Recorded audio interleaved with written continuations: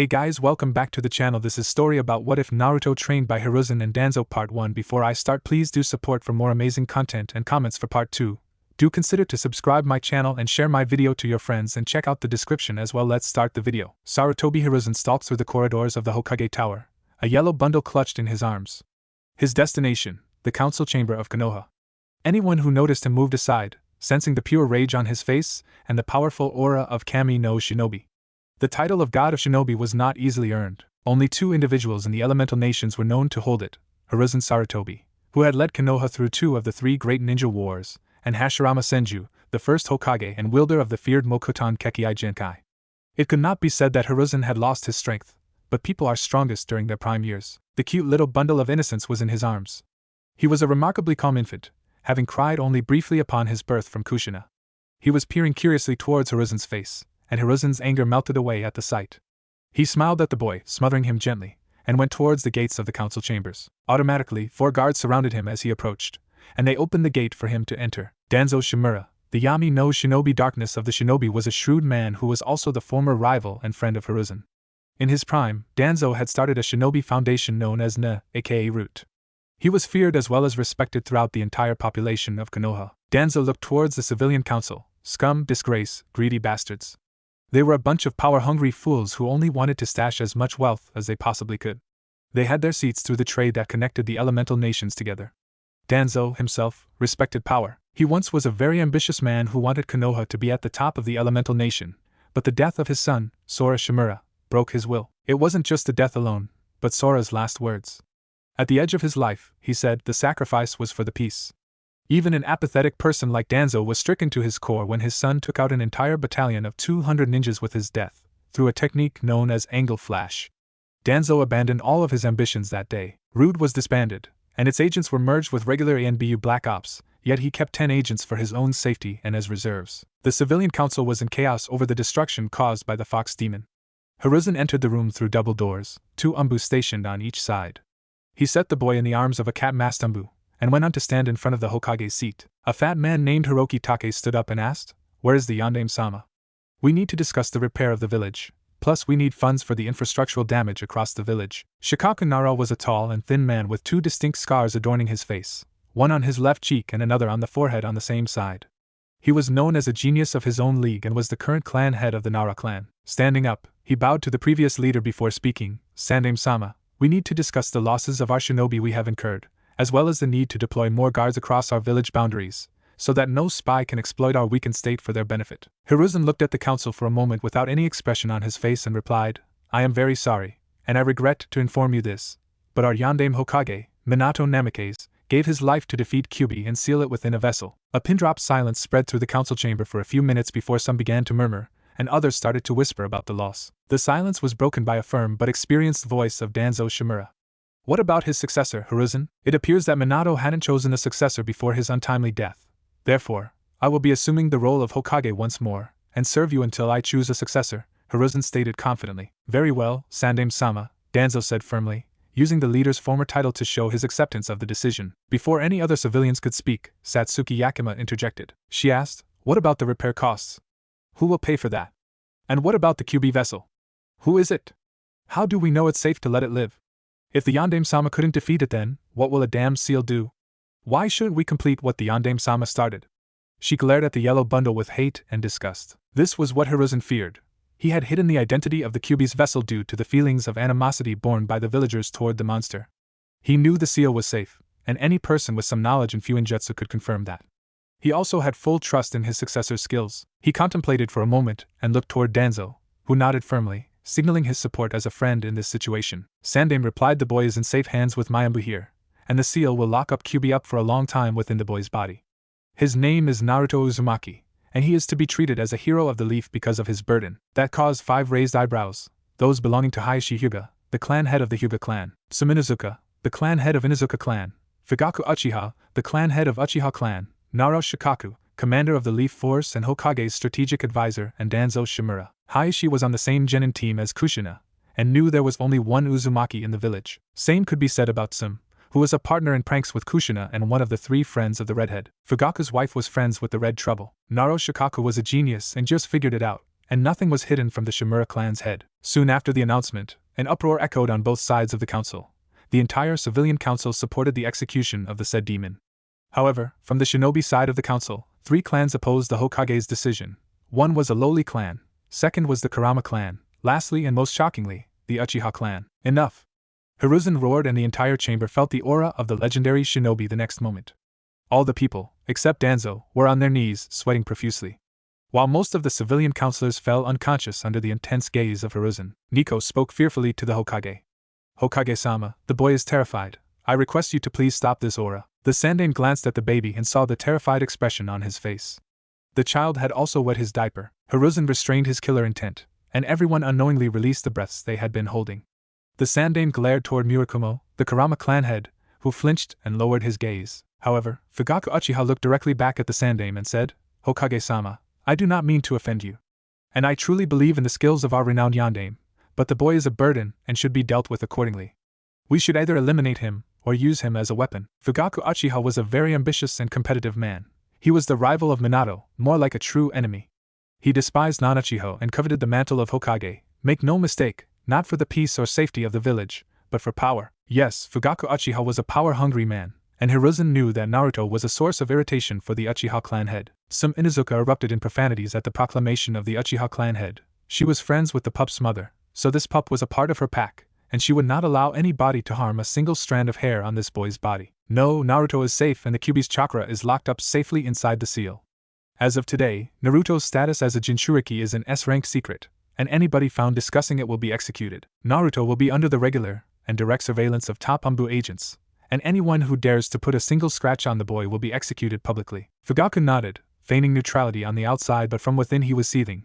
He wanted the last proof of that man's existence to be erased, yet he would do it indirectly at the right time. Ultimately, the members of the civilian council woke up and the discussions on various matters continued. After 4 hours, Hiruzen returned to the Hokage chamber, the yellow bundle in his arms. He gently placed the baby in the crib, delivered earlier by the all-masked Anbu, positioned in the office corner. He wanted to adopt Naruto, but his wife had died in the Kyuubi attack. His first son was an ANBU agent, and his second was going to be a part of the famous 12 guardian guards of Daimyo. He also had to carry out the duties of the Hokage. No, him adopting the blonde was not a possibility. The child's fate depended on 3 individuals. If all 3 refused to care of him, then he would place the boy in an orphanage. Hatake Kakashi, also known as Sharingan no Kakashi, gained his Sharingan from his late friend Obito Uchiha. Kakashi's father, the legendary Tsukumo Hatake, committed suicide by impaling himself on his famous sword, the White Saber. Kakashi's first teammate died in the cave near Kanobi Bridge, and his second teammate, Noera Rin, took her own life by impaling herself with Kakashi's Chidori. The only remaining tied to the village for Kakashi were Minato and Kushina, but they too have since passed away. Kakashi could not aid them because he was held back by Danzo's men. He was broken and wounded, as his only connection to the village was now in shreds. He might even leave the shinobi ranks and the village altogether. At first, he had joined the shinobi forces to reinstate the honor of his clan, which, according to his childish self, was tarnished by his father. But the death of Obito made him see the value of friends and his father's ultimate sacrifice. He wanted to protect his loved ones by serving the village's shinobi system, but now he had no one to protect. He was boiling with anger. Today, someone would face the fury of the last student of the Yondaime Hokage. He was filled with a deep, burning rage, a storm inside him because of the loss of his respected teacher. The Yondaime Hokage was a great man, remembered with sadness by many. He, carrying that grief, was now ready to unleash his intense anger on whoever deserved it, promising a harsh confrontation. He knocked on the Hokage's chamber door. "Come in," a voice called from inside. Kakashi entered the chamber to see Sandaime sitting near a crib and signing letters, presumably for the people who had sacrificed their lives during the previous night's Kyuubi incident.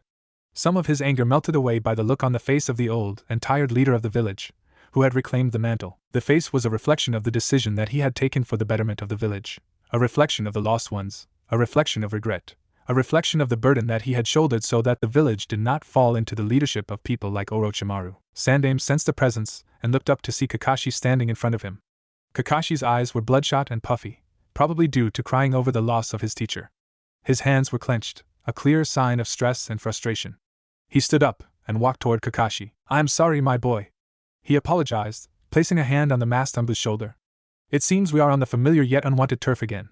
I have to pass the bad news to you. Your sensei and Kushina sacrificed themselves to save the village. I can understand your pain, Kakashi, and I regret that Minato didn't give me the chance to seal Kyuubi. As expected from him, He sacrificed himself for the safety of this village, and Kushina followed him. Hiruzen walked back to his desk and took out 2 letters from a small stack of 7 letters that had been handed to him by Minato just the night before the QB incident. He handed them to Kakashi. He further said, "These were handed to me by Minato and Kushina.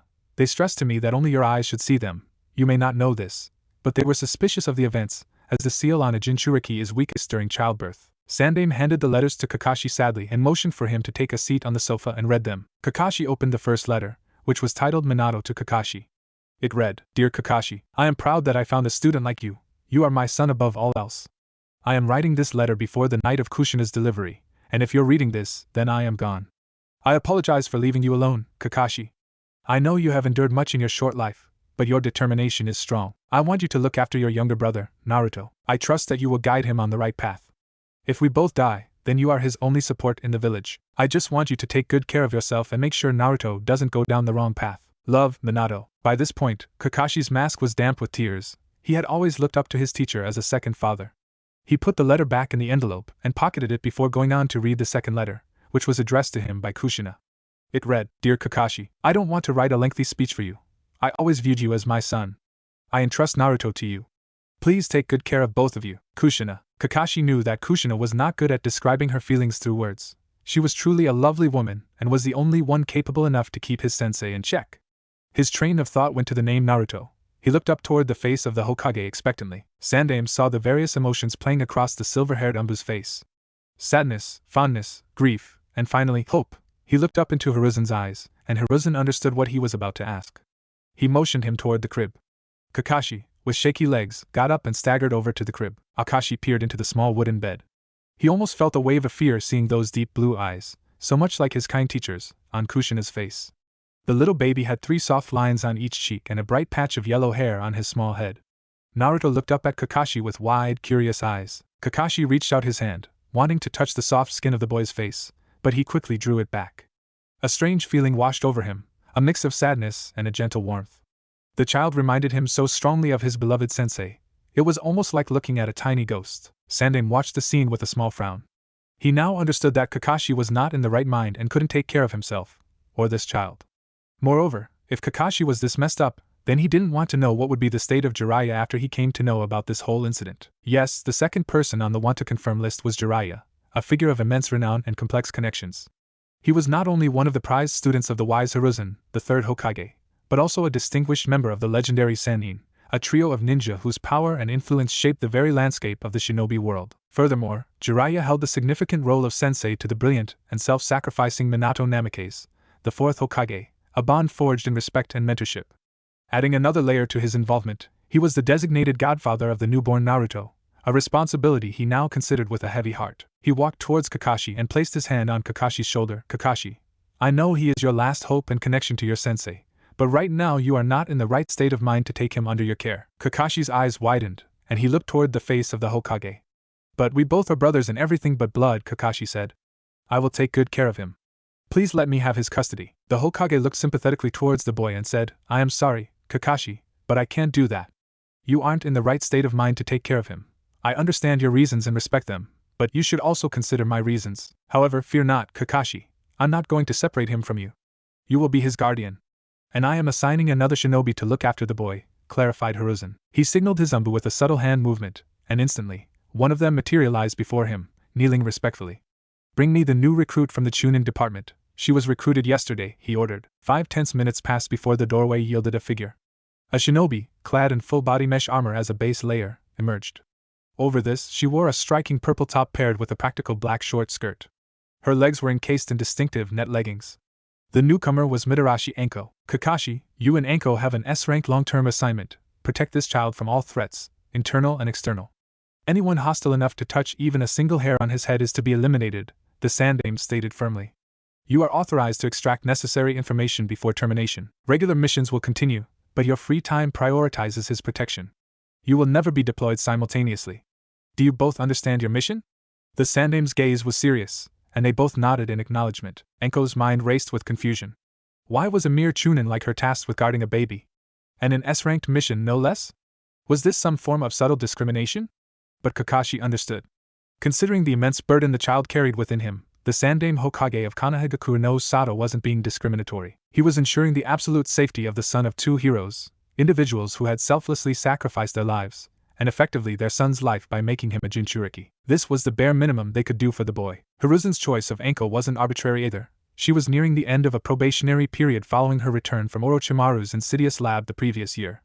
This mission was as much a test of her loyalty and stability as it was an act of protection. Some hours after Sandaime had dismissed Kakashi and Anko, there was a knock on his door again. The leader replied, "Enter." Danzoo Shimura entered the cabin. He walked with support of a cane as he was crippled. However, only a few people knew that this was rather a decoy to fool the enemies. Danzoo was always a cunning bastard. He was the master of deceptive art. He wasn't able to acquire the level of strength Hiruzen was able to accumulate, but he covered his shortcomings with his cunning mindset. Whomever saw him as weak shinobi was already 6 feet under the ground in a nicely decorated coffin. Sandaime gave a small smile to his friend. Once the arrival or presence of this man would have been quite bothersome and a bit dangerous. Though, after Sora's demise, he was far more calm and wise. "Ah, Danzoo. Thank you for your support, my old friend. Do you think I took the right decision about revealing the boy's burden?" asked Hiruzen for his friend's advice. "If you take my advice into consideration, you did the right thing, my friend. By revealing the boy's status to a few trusted individuals, it will be easier for you to handle certain situations," replied Danzoo thoughtfully. "I also wanted some help from you, Danzoo. I need 2 of your Anbu to look after the boy day and night, and protect him if the shinobi I assigned to guard him are unavailable," requested the aged Hokage. Danzoo nodded and approached the crib. He had seen the boy in the chamber, and was amazed by the boy's resilience. He hadn't even cried in the presence of Hiruzen's anger. Any other baby of his age would have died from that aura, but the boy was only afraid of the power. He had seen Minato and had tried to integrate him into Root, but the boy had declined his offer and was being guarded by Jiraiya at the time. He was sure, if he still had the command of any under him, or any inclination toward his former goal, he would have fought tooth and nail to acquire this boy, but he had abandoned those motives far behind. He turned towards Sandaime, bowed curtly to him and left through the door. Early hours on the date of QB incident, Jiraiya, the self-proclaimed super-perverted hermit, was roaming around the edge of the Earth country in a disguise.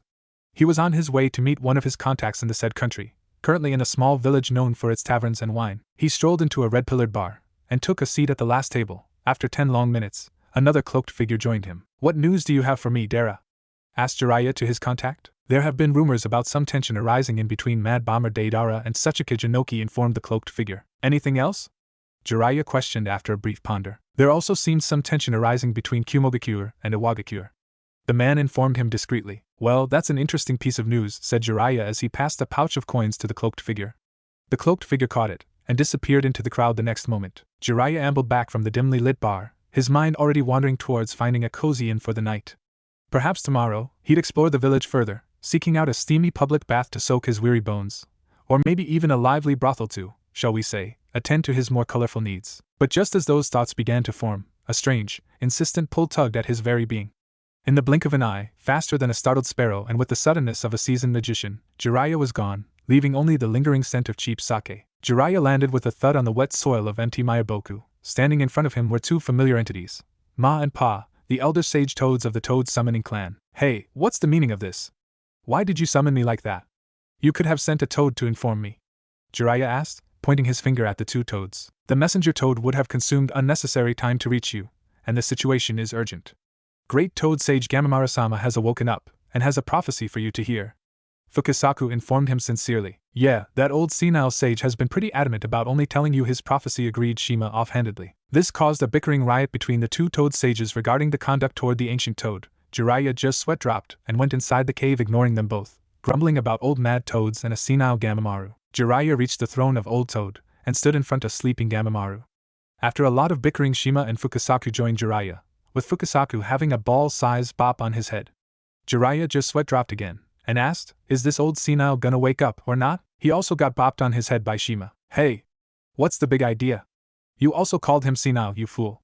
Jiraiya glared at Shima, who huffed and turned away. "After 2 hours, this is insane. Is he gonna wake up or not, Pa?"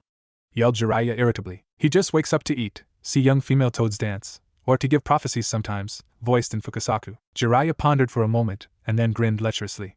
He went in front of Gamamaru and performed 4 hand seals before yelling, "Megan, heavenly looks." A vision of a young female toad without clothes, wearing a seductive smile, appeared before Gamamaru. It motioned him to come towards her in a lecherous manner. Gamamaru's eyes opened from the voice, his eyes bulging out for a second as he saw the young female toad before falling unconscious with a large nosebleed. Ow ow ow. Jiraiya received 3 blows to the head, 1 from Fukasaku and 2 from Shima. You idiot, now he won't wake up for another 3 hours, shouted Shima angrily. Oh no! Exclaimed Jiraiya. After half an hour, Gamamaru woke up and found himself facing 3 sages in front of him. Who are you? Asked Gamamaru to the 3 of them. Shima just facebound while Jiraiya deadpanned. Fukasaku answered the question. He is Jiraiya, Great Toad, our summoner. Then, a flicker of recognition crossed Gamamaru's ancient features, swiftly followed by an expression of profound seriousness that settled upon his wrinkled face like a sudden shadow. Ah yes, Jiraiya boy. It seems I had another dream. The toad's expression turned serious. It contained both good and bad. The coming days will be dark times for the Leaf Village. The Leaf Village will lose its greatest hero at the hands of a red-eyed monster. Jiraiya's fists clenched and his eyes widened. He understood the reference correctly. The greatest hero of the Leaf Village is Yellow Flash. His student is Minato, and the red-eyed monster that is sealed inside Kushina is known as Kyubi. He then remembered that Kushina was pregnant, and she was going to give birth today, but his thoughts were cut off by the voice of Gamamaru. Though with the loss of the greatest hero of the Leaf Village, we will gain the hero of the entire elemental nations. A child who will save humanity from this cycle of war and hatred. Now everything was clear for Jiraiya. His student was going to die and his son would be the child of prophecy. Jiraiya had been searching for this child of prophecy ever since he was young, when Gamamaru first spoke to him and predicted that one of Jiraiya's students would bring peace and end this cycle of hatred. Jiraiya reversed the summoning jutsu, tearing through the dimensional fabric to return to the elemental nation. He propelled himself forward with incredible speed, pushing his body to its absolute peak velocity on a direct course towards Konoha. The Great Toad Sage and the other toads had issued stern warnings against his interference, their ancient wisdom cautioning against disrupting the delicate threads of fate. However, Jiraiya's resolve was unshakable. He would not stand idly by and lose another precious member of his fragmented family.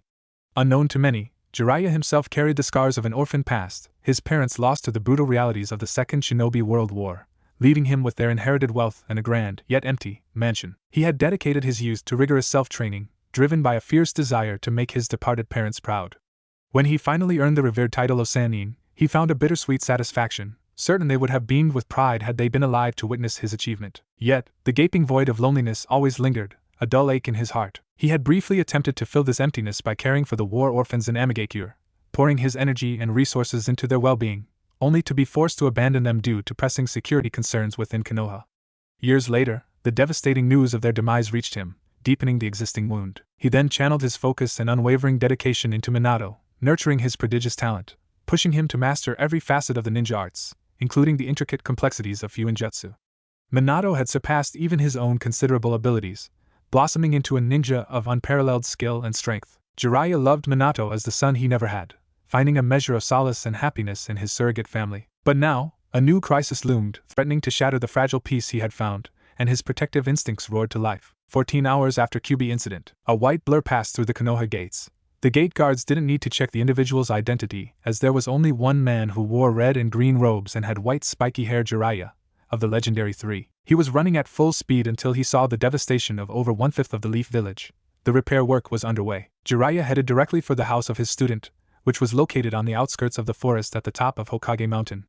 His fear increased exponentially when he saw the seals placed by Minato, the blood seal and the chakra seal, which would only react to the Namikaze bloodline. Jiraiya entered the Hokage office, thinking maybe Minato had simply moved into the office for added security, but was disheartened when he saw his old sensei in Hokage robes looking worse than ever. So it's true then, they have sacrificed themselves to protect this village, and sealed Kyubi in a vessel, asked Jiraiya with his eyes boring holes in the floor of the office. Hiruzen has sensed the chakra of his student when he had entered the village gates, and was waiting for him to come to the office. I am sorry, Jiraiya, I tried to reason with him to let me do the sealing, but he was adamant about sealing the Kyubi. Sandaime stated remorsefully looking at his student. I know, sensei, Jiraiya replied emotionlessly. I need time alone for a 2-year mission, evidence on Orochimaru and a new mercenary group with other S-rank shinobi.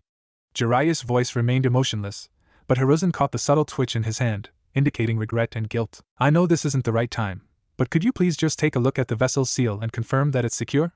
Asked Sandaime, motioning toward the corner of the room where the crib lay. Jiraiya tried to say something. His mouth opened and then closed, but he just closed his eyes and nodded.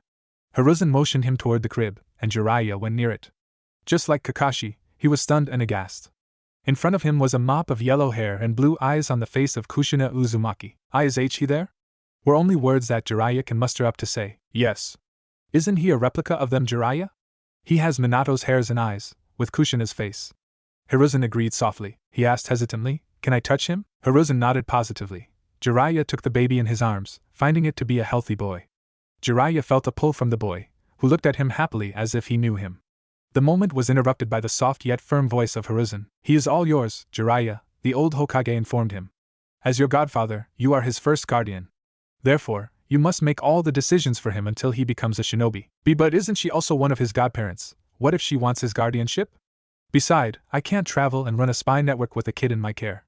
Contemplated Jiraiya. Yes, she also has an equal right on him, but she is not available here, and I doubt that we can find her that easily, Hiruzen said, looking at the crestfallen expression on Jiraiya's face. "Don't worry, I won't force his care on you. He will be sent to an orphanage, and I have deployed 3 ANBU and 1 Chunin for his protection. Additionally, I will take an equal part in his upbringing. I can do that at least to repay Minato for his bravery and sacrifice. I will come regularly to check on him and become his first guardian when the time is right. But sensei, don't disclose his relationship with me, keep his files and other documents secure. IWA or Kuma would do anything to get their hands on him. He should be protected like no one else. Can you at least tell me who are the Umbu that will look after him?" questioned Jiraiya seriously. "Ah yes, one is the last student of Minato, and a new recruit named Enko, while the other 2 are root Umbu, and they will only take action if the first 2 are unavailable," Hiruzen explained. "You are deploying root after my godson. They will try to use him or kidnap him. You very well know what Danzoo wants and what are his aims," Jiraiya yelled with a rage-filled face. "Keep your voice down, Jiraiya," Hiruzen reprimanded sharply. "Danzoo has promised me to help and protect the boy. He also supports my decision. After Sora's death he is much calmer and wiser than before. He will not attempt anything like that, for he knows what I am capable of," Hiruzen said with a firm and strict voice. Jiraiya nodded, kept the boy back in the crib, glanced a last time toward the boy and left through the window. Hiruzen just nodded and returned to his paperwork for the day. Naruto had to be kept safe. The legends of his father were enough to endanger his life from enemies. He would be named Naruto Uzumaki, and not Namikaze. 5 years after the Kyuubi incident, a lonely 5-year-old boy with striking golden blonde hair and 3 peculiar whisker-like marks etched on his young face walked along a secluded stone gravel path, a route deliberately chosen to avoid the prying eyes of the civilian population. This hidden way was primarily known and utilized by the village's shinobi, who frequently traversed its short length to save time. If anyone inquired about his preference for this isolated path, he would simply express his aversion to the constant stares and hushed whispers that followed him, sensations that invariably made his small heart clench with discomfort. Sometimes, a profound and unsettling feeling would wash over him, a sense that he didn't quite belong within the bustling heart of the village, although the truth was the very opposite. His infant life had been unknowingly sacrificed for the ultimate safety and well-being of this very place. He possessed every inherent right to walk its familiar streets with a sense of pride and simple happiness, free from the burden of curious gazes and muttered comments. A hero, that was the silent acknowledgement his departed father held for him, a truth yet to be revealed to the innocent child. His Inu and Aizen, who always brought him gifts and tried to spend as much time as he could each week. The keyword here is tried, since Inu was an Umbu and was almost always busy. He had never seen Inu's face due to the mask that he wore. The second person to acknowledge him was his crazy snake sister, Enko, a nickname often whispered by the villagers. From the earliest flickering of his memory, Enko had been a constant presence in his young life, a steadfast guardian in a world that often felt cold and indifferent. It was Enko who patiently taught him the fundamental skills of reading and writing, knowledge deliberately withheld by the unkind caretakers at the orphanage, who seemed to view him with a mixture of fear and resentment. Enko's unconventional affection and unwavering support were a rare beacon of light in his often lonely life. There was something strange about the orphanage itself. Throughout his stay, he had seen 6 wardens change, and there was one common thread among them: they all hated him passionately. He didn't know the reason for that hatred though. The third person who showered him with care was the Sandaime Hokage, whom he fondly called Gigi.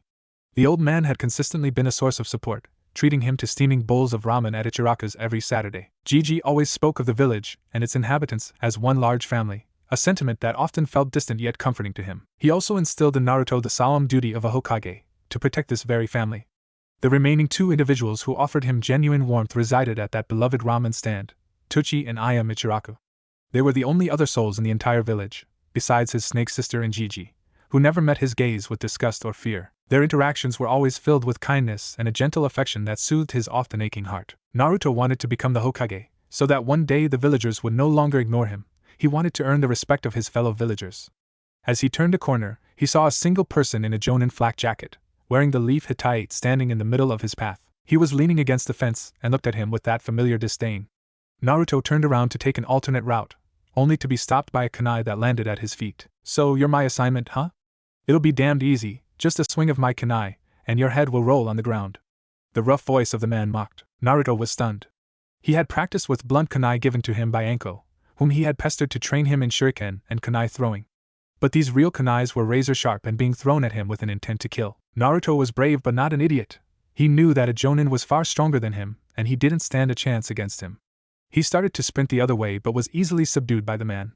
He was about to puncture Naruto's neck with a kunai but, surprisingly, fell limp on the ground the next moment. Standing behind the jonin was a purple-faced Anko. She was feared by even the toughest Umbu of the village. Her brutal interrogation techniques and sadistic nature were not hidden by any. And one thing that even the Hokage knew was that it was unwise to hurt Anko's friends, as the girl was vindictive in a very sadistic way. Anko held a special affection for the blonde brat. Only 4 could quell her fury. Kakashi Hatake, her former ANBU partner, earned her grudging respect over 5 intense years. Kurenai Yahi was her dearest friend. Naruto himself, after 5 years of her fierce protection, became like a cherished sibling, their bond a mix of playful insults and deep loyalty. Finally, the Hokage's firm yet kind demeanor had earned the kunoichi's respect. "Are you okay, brat?" Anko inquired worriedly, sincerity and anger glinting in her eyes. Unable to speak, Naruto simply nodded and embraced Anko. Anko stiffened at the contact but eventually relaxed.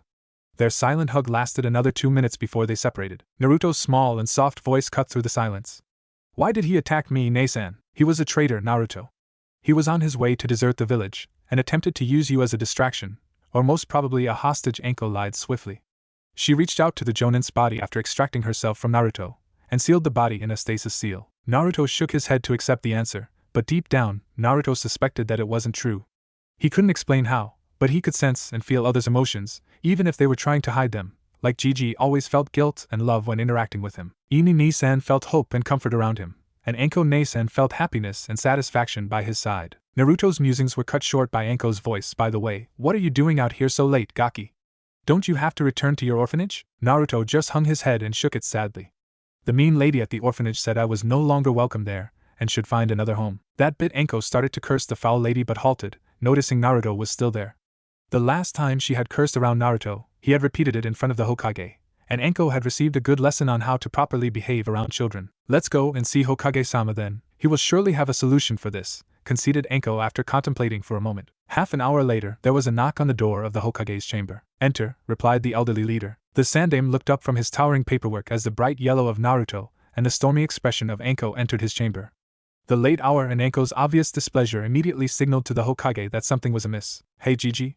Naruto chirped and jumped up on the old man's lap, settling comfortably. "Hi there, Naruto-kun. What brings you here, my boy?" asked Hiruzen with a chuckle. In the response, the said boy only hung his head. Sandaime instantly understood that this time something seriously bad has transpired in front of the young boy. Even after the announcement of the S-rank secret on the boy's status, some bastard from the council had leaked the information about the boy's Jinchuriki status, and then started a series of assassination attempts on the boy.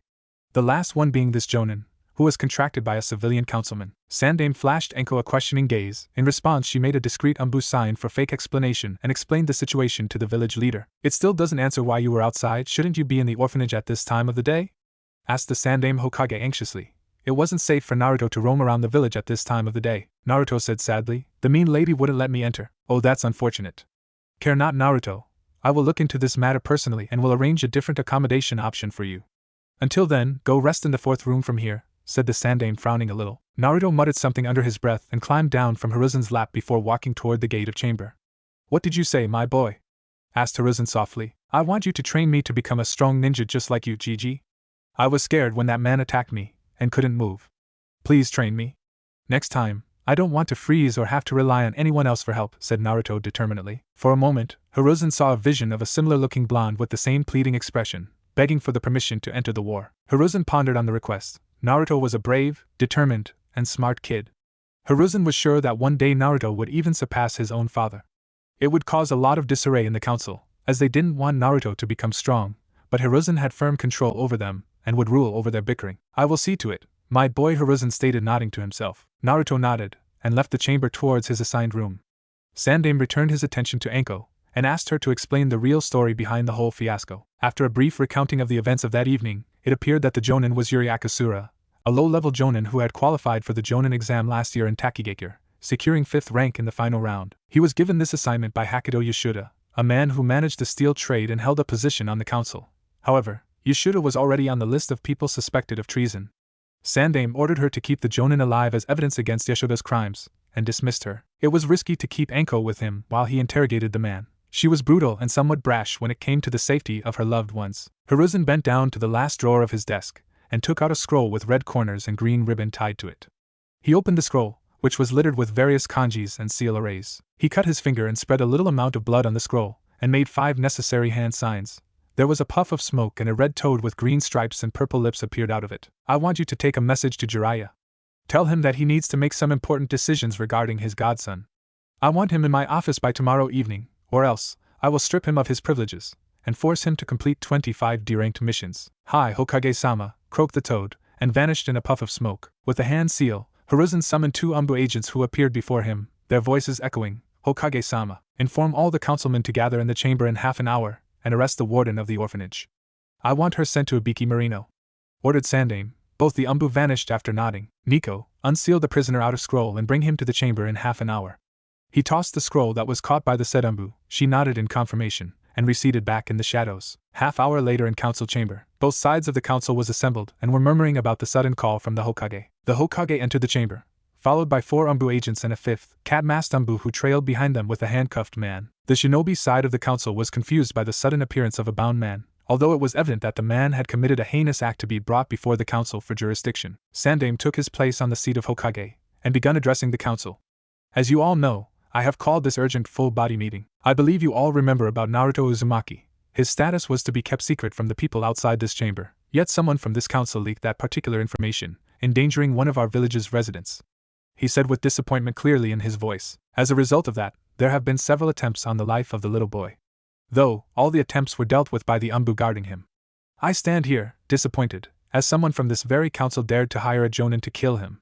He thundered. Several sharp gasps rippled through the gathered onlookers, and hushed whispers immediately spread among them, a wave of murmuring curiosity. Among the crowd, one individual was utterly disappointed, another was unnerved, and the last one was fuming with anger. Danzoo was disappointed with the stupidity of the people who tried to kill the vessel.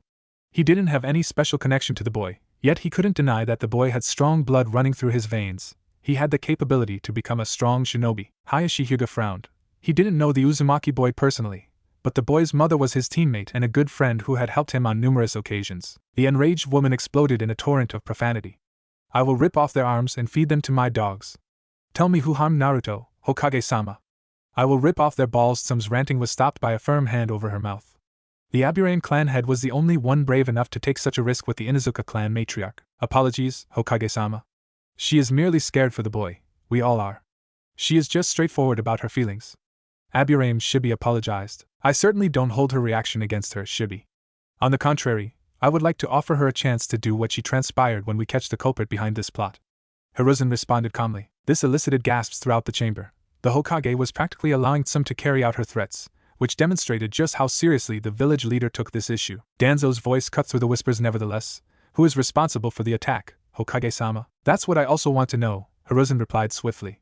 He signaled to Nico, bring out the prisoner, Nico, and ask him who gave him the assignment. Nico brought the prisoner forward. Who gave you this assignment, Yuri? Haki Hakudo Yashoda the jonin blurted out fearfully. The captured man, attempting a desperate escape, found himself instantly immobilized by the swift movements of the Umbu agents stationed within the room. However, before any questions could be posed, a sudden, chilling click echoed as his teeth clenched. His body then went completely limp, a disturbing froth bubbling from his mouth. The silent, rapid poisoning left the assembled individuals in stunned silence, the opportunity for immediate interrogation vanishing with his final, involuntary act. The Umbu agents exchanged grim glances, the ease of his demise a stark indication of a deliberate and well-executed plan to evade questioning. Nico moved quickly and checked his pulse, but the answer was clear. He had used some sort of poison to avoid interrogation.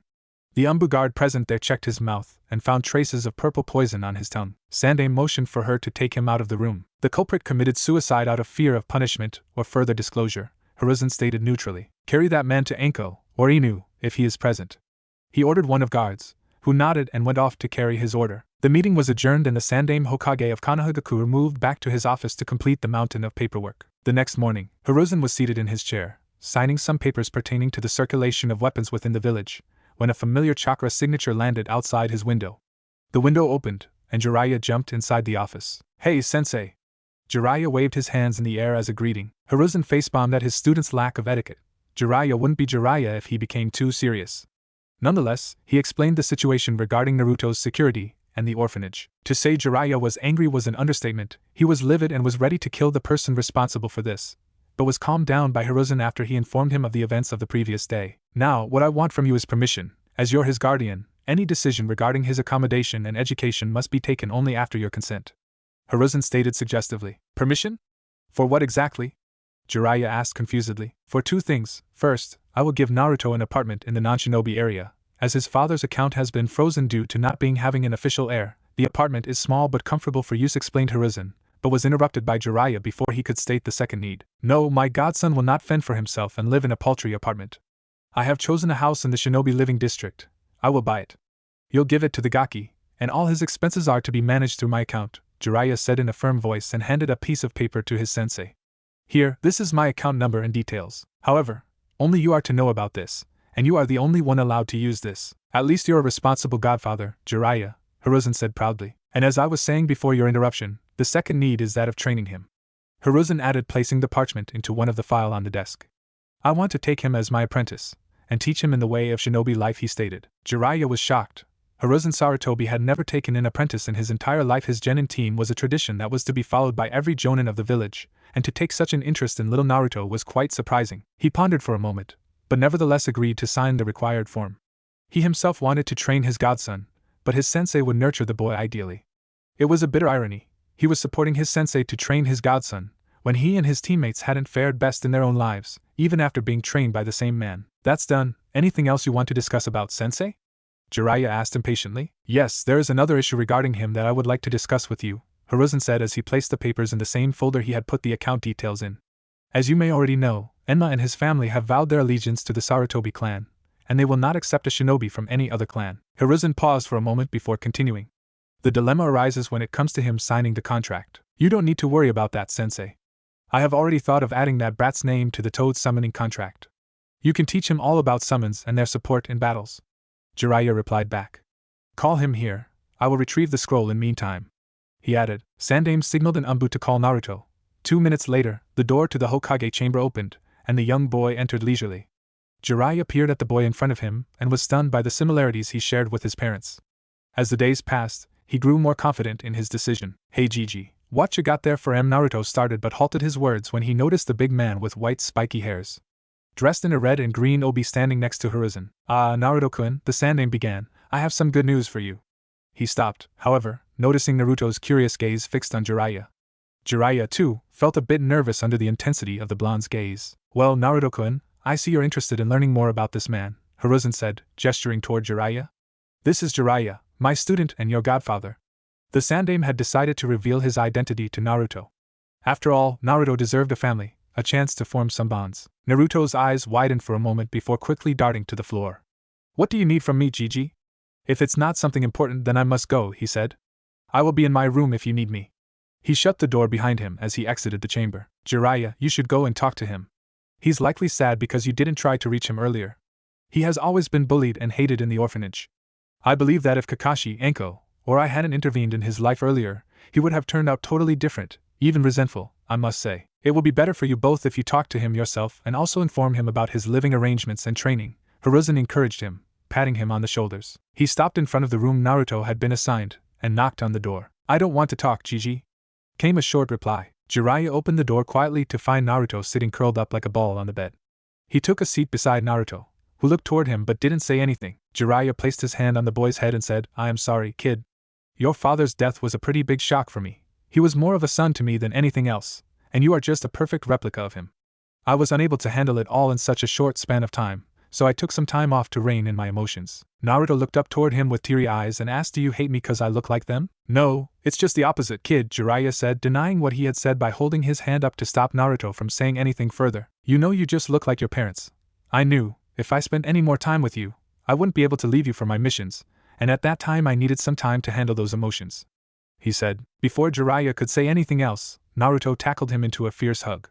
He clung to Jiraiya like a lifeline and cried his heart out. After 15 minutes of Jiraiya attempting to console him, Naruto calmed down and stopped crying. Jiraiya promised him that he would never leave him alone. After another 10 minutes of random conversation, he informed him about his living arrangements and his training. Yay!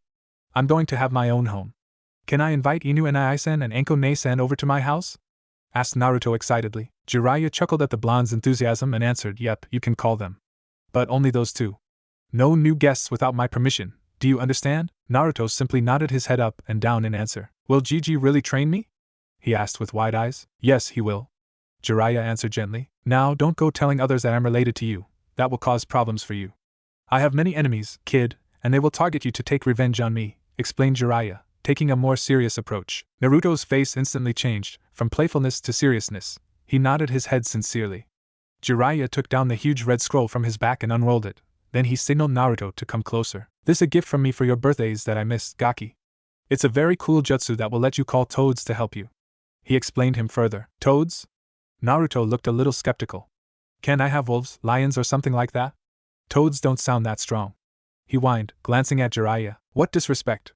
I can't believe my godson would stab me in the back by denying the awesomeness of toads, Jiraiya exclaimed animatedly, making Naruto giggle. I am sorry, but I still don't think toads are that cool, Naruto proclaimed with innocent eyes. Jiraiya chuckled at Naruto's innocence.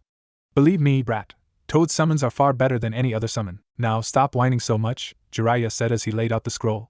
Just cut your finger and put your fingerprints where I tell you to, and write your name above it using the same blood. Jiraiya fully unrolled the scroll and there were several names etched with a maroon-colored liquid on the scroll, but only two of those names were familiar to Naruto, Jiraiya and Minato Namikaze. Jiraiya, the esteemed Toad Sage, was a figure of immense power, one of the legendary Sannin whose exploits echoed through the ninja world. During the brutal Second Shinobi War, his mastery of Toad summons and the formidable Toad Sage mode allowed him to single-handedly decimate entire battalions of enemy forces, earning him a reputation as an army killer, a shinobi whose strength rivaled that of a Kage. Yet, even this legendary figure was overshadowed by his own student, Minato Namikaze, the Yellow Flash. A former Hokage of unparalleled speed and skill, Minato's legend was etched in the annals of history for his astonishing feat of annihilating 1,000 IWA soldiers in a mere minute.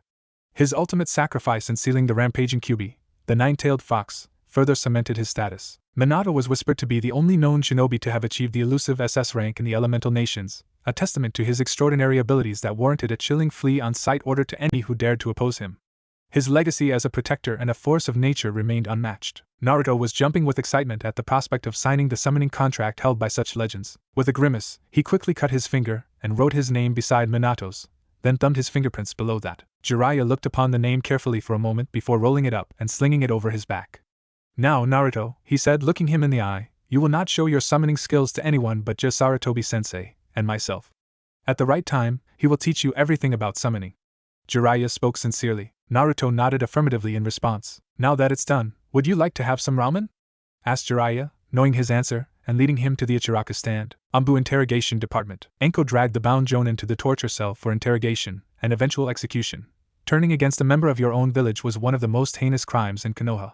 With an evil smirk, Enko strapped the man onto a chair, pouring down a green liquid into his mouth that intensified every feeling one experienced. Now I will teach you why no one should ever intend to harm anyone who is dear to me, she drawled as she unwrapped her infamous torture rack. A few minutes later, the department echoed with screams that went on for several hours. All the agents wisely chose not to disturb Enko until the end of her session. This new victim raised Enko's bar slightly, but not enough to rival Inu-senpai's record. Yet, a goat Mastambu said as he entered the Umbu locker room. What was the record again? Asked another occupant. Enko-sen has disposed of 2 wardens, 3 jonins, 2 chunins, and 1 assassin. While Inu Taishu has disposed of 4 wardens, 5 jonins, 3 chunins, and 2 assassins. Recited the mouse Mastambu. The kid has endured a lot, don't you think? She continued. He surely did, said the goat Mastambu before exiting the room, signaling the end of their conversation. 8 hours later, Hokage Tower. Hiruzen was about to exit the chamber when a weasel Mastambu appeared kneeling in front of him. My lord, my father is planning something, the young man said nervously. There have been constant clan meetings, and the clan has become far more secretive than before. I am allowed to attend these meetings with Crow. Should I use this opportunity to keep an eye on them? Hiruzen sighed. The Uchiha clan has been in unrest since the Kyuubi attacked.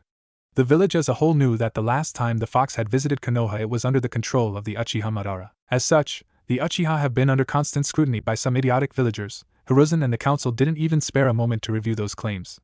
They were false. As much as they knew, the Uchiha had been sent to guard the hospital and bunkers for the duration of the whole attack. It seemed he didn't have any choice. He couldn't possibly let the renowned clan try something drastic. He peered toward Weasel for a second before nodding his head. Although he couldn't say that he hadn't noticed Fugaku's numerous journeys across the border of the Fire Country in the name of clan business in the past few years. Moreover, Hiroki Uchiha, the son of Kagami Uchiha, who was a friend of Hiruzen, had suspiciously disappeared recently. You and Crow are ordered to join the clan meetings. We don't need every details of the meeting, just the facts that will affect the village and its population.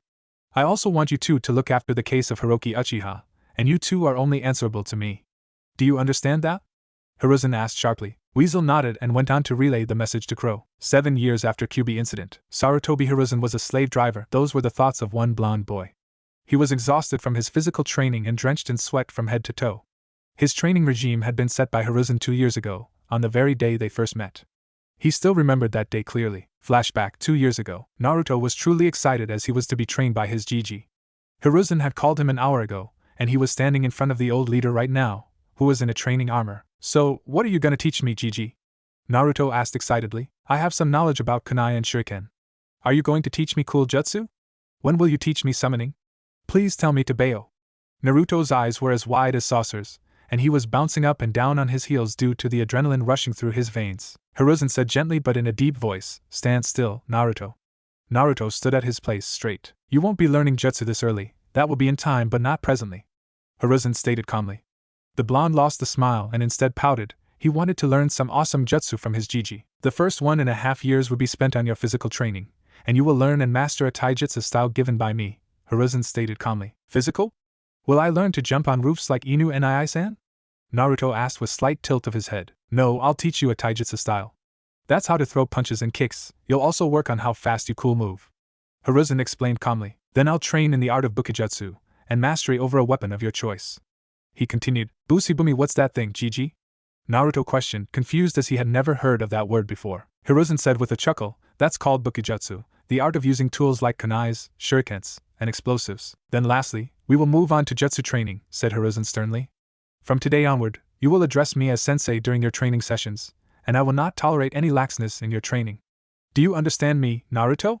He questioned. Naruto just nodded and replied with a hi, sensei. Flashback ends. He didn't know what he was getting himself into. His physical training was brutal. If he could use a word to describe it, that would be tiring.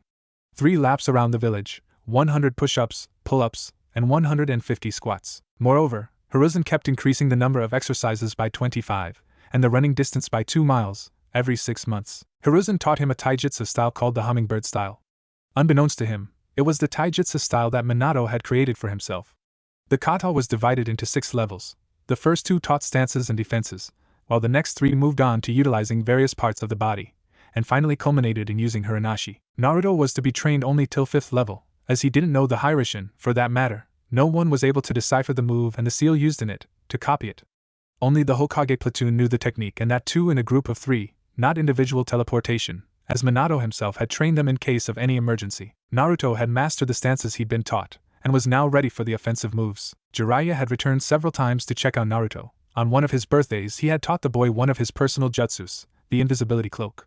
He had predicted Naruto would use it to peep into bathhouses, but unlike him, Naruto used it for stealth training. It was an useful jutsu for sneaking in and out of places as long as one could be silent enough. Jiraiya had also changed Naruto's dressing style. Naruto now wore a half-sleeve black tee with the Uzumaki clan's crest on the front, black pants, and blue shinobi sandals for training.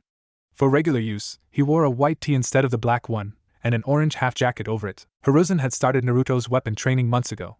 After correcting his stances and accuracy in throwing shuriken, kunai, and other projectiles, Hiruzen had asked him about the choice of weapon he would want to learn. Naruto, quite stubbornly, asked Hiruzen to train him in bojutsu as he wanted to look cool like his sensei. He had completed stance training and was now moving on to guard positions for the said weapon. It was 5 o'clock in the evening, and Naruto was returning to his home. Hiruzen had given him an early leave as he was busy with some essential meetings. Naruto was still in his training clothes, and a wooden bow staff was wrapped in black cloth and tied to his back. He was passing by an alleyway when he heard voices behind the fence. His curiosity got the best of him, so he went on to check it out and found that 3 boys were picking on a lavender-eyed girl. His eyes darted toward the 3 boys pestering her, and his anger built up inside him. He despised bullies, having always fought them in the orphanage. You're a Hyuga, aren't you? Your eyes look so weird, one of the boys scowled at her. Yeah, they're all arrogant, and have weird white eyes, said another boy beside him. I didn't do anything, said the timid voice of the little girl. Hinata was afraid. Her guard had gone to drink tea, leaving her to play on the swings. Suddenly, these 3 boys came around and started to push her around and berate her. The boy in the middle started to walk toward her, but suddenly a yellow blur appeared in front of her, and hit the boy with what looked like a big stick. The boy was on the ground, clutching his abdomen. Hey, who are you? Why are you hitting us? We were just teaching her a lesson for her arrogance, said another boy. This broke the chain of thoughts running through Hinata's head, and she looked up. In front of her stood a yellow-haired boy wearing an orange jacket and black pants. He had a large stick in his hand and was standing in front of her protectively. Leave her alone, and don't try to bully her again, or you will be taught a lesson by the future Hokage of this village, declared Naruto, determined. Look here, Rika, someone is trying to play a hero. A Hokage wannabe, let's teach him a lesson, said the third boy. Yeah, let's beat him up, Shiba agreed, the now recognized Rika. Yeah, bring it on, Tebeo. Naruto challenged them, taking his stance. The boy named Rika tried to punch him in the face, but he ducked underneath his fist and hit him in the abdomen with his wooden staff. His other friend tried to help him by grabbing the back of Naruto's jacket. The blonde retaliated with an elbow to the boy's face. Both the bullies were now on the ground, clutching their respective abdomens and faces where they had been hit. He turned around and smiled at the pale-eyed girl, extending his hand to help her up.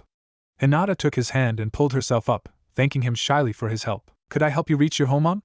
Asked Naruto as he tried to get her name. Hi, it's Hinata Hyuga, she answered timidly, looking down. Hinata? That's a nice name, Hinata. Naruto complimented her with the iconic grin on his face. By the way, my name is Naruto Uzumaki, he introduced himself. Where do you live? Thank you. I live in the Hyuga Manor, Naruto-san. Hinata replied meekly. Don't call me san, just Naruto is fine. So yeah, let's go, Hinata. He held her hand delicately and led her toward the big mansion that he had seen quite a few times. It had the word Hyuga written on its front in a large font on a board. His gentle yet firm touch caused her face to turn red, and her mind went blank for a few seconds. They reached her house after a short travel of 15 minutes. He let go of her hand and smiled at her.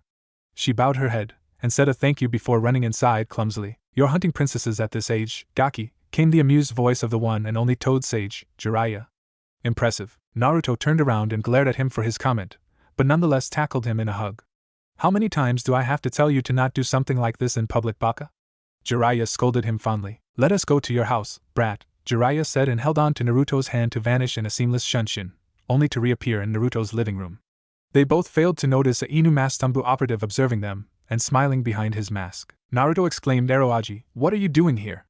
At the sudden appearance of his godfather, a tick mark appeared on Jiraiya's forehead. Hey! Don't call me that, you brat. I have come here to sign some papers for you. Don't you remember you're going to be enrolled in the academy next year? Yes, I remember that. I just didn't know you had to sign documents for that. By the way, I am going to be the best graduating gen the academy has ever seen, Tebeo, Naruto declared excitedly. Naruto was a very smart and observant boy, yet he still had his excited, loud-mouthed moments. However, during his training or sparring against Enko or Hiruzen, he was completely focused on the task. It sometimes unnerved Jiraiya that the brat could shut off his loud-mouthed side while training. Minato used to do something similar, albeit at a much older age. That's what I am here to discuss with you, Gaki. Jiraiya took a serious tone on the subject. You need to hide your skills and use deception at the academy. I want you to fail 2 or 1 of the annual exams in the first 2 years. Jiraiya held up a placating hand to stop Naruto from yelling in outrage. You are already on the hit list of many people, since the information has leaked a few years ago that you are being trained under Sarutobi-sensei. By showing your excellence, you will attract more attention, which we don't want to happen. We want you to be safe, Naruto. Treat this as a mission in deception and stealth, requested Jiraiya with serious expressions, knowing full well that forcing the boy to do so would never work, for he was too stubborn just like his mother. But then no one will think that I am cool, and I won't be able to make friends, argued Naruto sadly. Let it be, Gaki. Real friends are those who hold on to you, overlooking your class ranking. And as for attention, there are more than a few people in this village that loves you dearly, including me. Jiraiya stated gently, but suddenly grinned mischievously. Moreover, I am pretty sure that the Hyuga princess will also like to be your friend after what you did for her today, brat, he said with a wink. Naruto spluttered out at that, and shot a questioning gaze on Jiraiya. Yes, I saw everything and I'm proud of you, Gaki, Jiraiya praised him, ruffling his hair. Naruto just half-heartedly punched Jiraiya legs for the comment on Hinata. He had just helped cause he didn't like bullies. Okay, I accept, but for just 2 years. Afterward, I'll show everyone how awesome I am, declared Naruto, pumping his fist. Well, I only need that much time, brat. You will be able to protect yourself after 2 more years of training from Sarutobi-sensei, to a certain extent. Besides, Kakashi and Enko are always present for you, mused Jiraiya. Now let's go to Ichiraku's. My treat today. Jiraiya chuckled at Naruto's speed to the ramen stand. The boy was too fond of the dish, similar to Kushina. 6 months later, Naruto was returning back from the training ground that Hiruzen used to train him in. He had begun the 3rd level of the hummingbird style, moving on to offense from defense and guards. His Bojutsu was also on offensive levels now. He was walking down the path alongside the forest, when he heard some noises from inside. Hiruzen had instructed him to be on guard, as a convoy of shinobi had arrived from Kumogakure for a peace treaty. There was a possibility that they might have secret motives that could harm Konoha or cause disturbances. Thus, he went on to check, but being a bit cautious, he activated his invisibility jutsu. What he saw shocked him. In front of him was a blonde shinobi wearing a high taiyuk representing the lightning country, a white flak jacket on his body representing his rank as a jonin, and a brown sack draped over his back. The sack was moving constantly, indicating that someone was captured within it. As the Kumo shinobi adjusted the sack, it let out a familiar squeak. He immediately understood that an alive person was inside the sack. Judging by its size, it was a kid, which could only mean one thing: this shinobi was kidnapping a child from Konoha. He needed to do something quickly, something noticeable, that would allow the ANBU patrolling to pinpoint his location. He couldn't fight a jonin alone. Even if he was trained by Hiruzen, a jonin was out of his league. He focused and recalled the jutsu that the Sandaime had taught him as a reward for completing his second stage of Bojutsu. Unfortunately, performing that jutsu would cause fluctuations in his chakra system, causing the invisibility jutsu to wear off. He made the decision to take the risk, and formed the 6 hand seals for the jutsu. He put all his chakra into the seals and yelled Katan, Great Fireball Jutsu. A fireball of the same size as a human flew through the air. Naruto's affinity wasn't Katan, but Hiruzen had decided to teach Naruto to use jutsus from all the 5 elements, as it was ideal with Naruto's chakra reserve. He would be able to combine different elements like Hiruzen easily. Initially, he started with fire since it was more common in the fire country. The Kumo jonin heard the voice and stopped at the sight of a massive fireball flying in the air. He was awed by the capability of such a small kid using a C-rank jutsu, but was also cursing him for the attention that it would garner. The jonin dropped the sack on the ground and charged towards the blonde brat. He threw 2 kunai at Naruto. Naruto deflected them with ease, frowning at himself as he had used nearly half of the chakra from his reserve, and it would take quite some time to refill it. He was now helpless, and his mind went back to the day when that jonin had attacked him, and the resolve he took to deal with his own problems himself. The jonin smirked to himself. He had probably hit jackpot with this second kid. By the size of the fireball, it seemed that the blonde brat was from some clan. Probably that Yamanaka clan. The color of his hair certainly indicated towards that. Naruto shut his eyes tightly, and tried to reach for his chakra again, but the adrenaline in his system and the feeling of helplessness caused some of the fox's chakra to come forth. He unintentionally grabbed it, and used it for his next fireball. The Kumo jonin was about to charge but halted as a fireball, twice the size of the previous one, was fired towards him. He was shocked at the size of the fireball coming toward him. He tried to dodge it by jumping to the left, but the fireball caught the right side of his body, and he screamed in agony as his left side limbs and face were burned. Naruto left the man twitching on the ground and approached the sack, which was bouncing side to side continuously. He opened the knot on the top only to be tackled by a purple blur. He looked down to see pearl-like teary eyes of Hinata looking up at him. She started to cry profusely in his arms. He wasn't the best person to console someone, as he himself was rather scarce in that department. He did what he remembered Jiraiya did to him in the similar situation. He started patting her on the head, and told her that he would protect her. This was the moment Hiruzen, Hayashi, Kakashi, and 3 more Umbu reached their location. They had felt the large amount of chakra being used there, and calculated something was amiss. When they learned about Hinata being missing, they somewhat predicted that the events were related. Hayashi was stunned. The shinobi was one of the jonins of Kumo, not an elite, but still a jonin, and had been defeated by a 7-year-old boy. At this point, Hayashi recalled another instance, where Minato had also saved Kushina at the age of 8 from 3 Kumo jonins. He was brought back from his musings by the firm voice of Hiruzen. Inu, take Naruto and Hinata to the hospital. Hayashi, you go with them. You 3 capture the jonin and take him to the Umbu hospital. Interrogate him, but keep him alive. We need an undeniable proof of Kumo's treachery. Half an hour later, the Konoha hospital. Hayashi was stressed. He had lost his wife last year due to the excessive loss of blood during the birth of his second daughter, Hanabi. His 2 daughters were the last piece of his wife and were too precious to him. Hinata shut down completely after his wife's death, and this latest incident only added more problems for him and his daughters. The clan elders would deem Hinata unworthy of the title of heiress due to her timid and shy nature, and would force him to place the caged bird seal on her.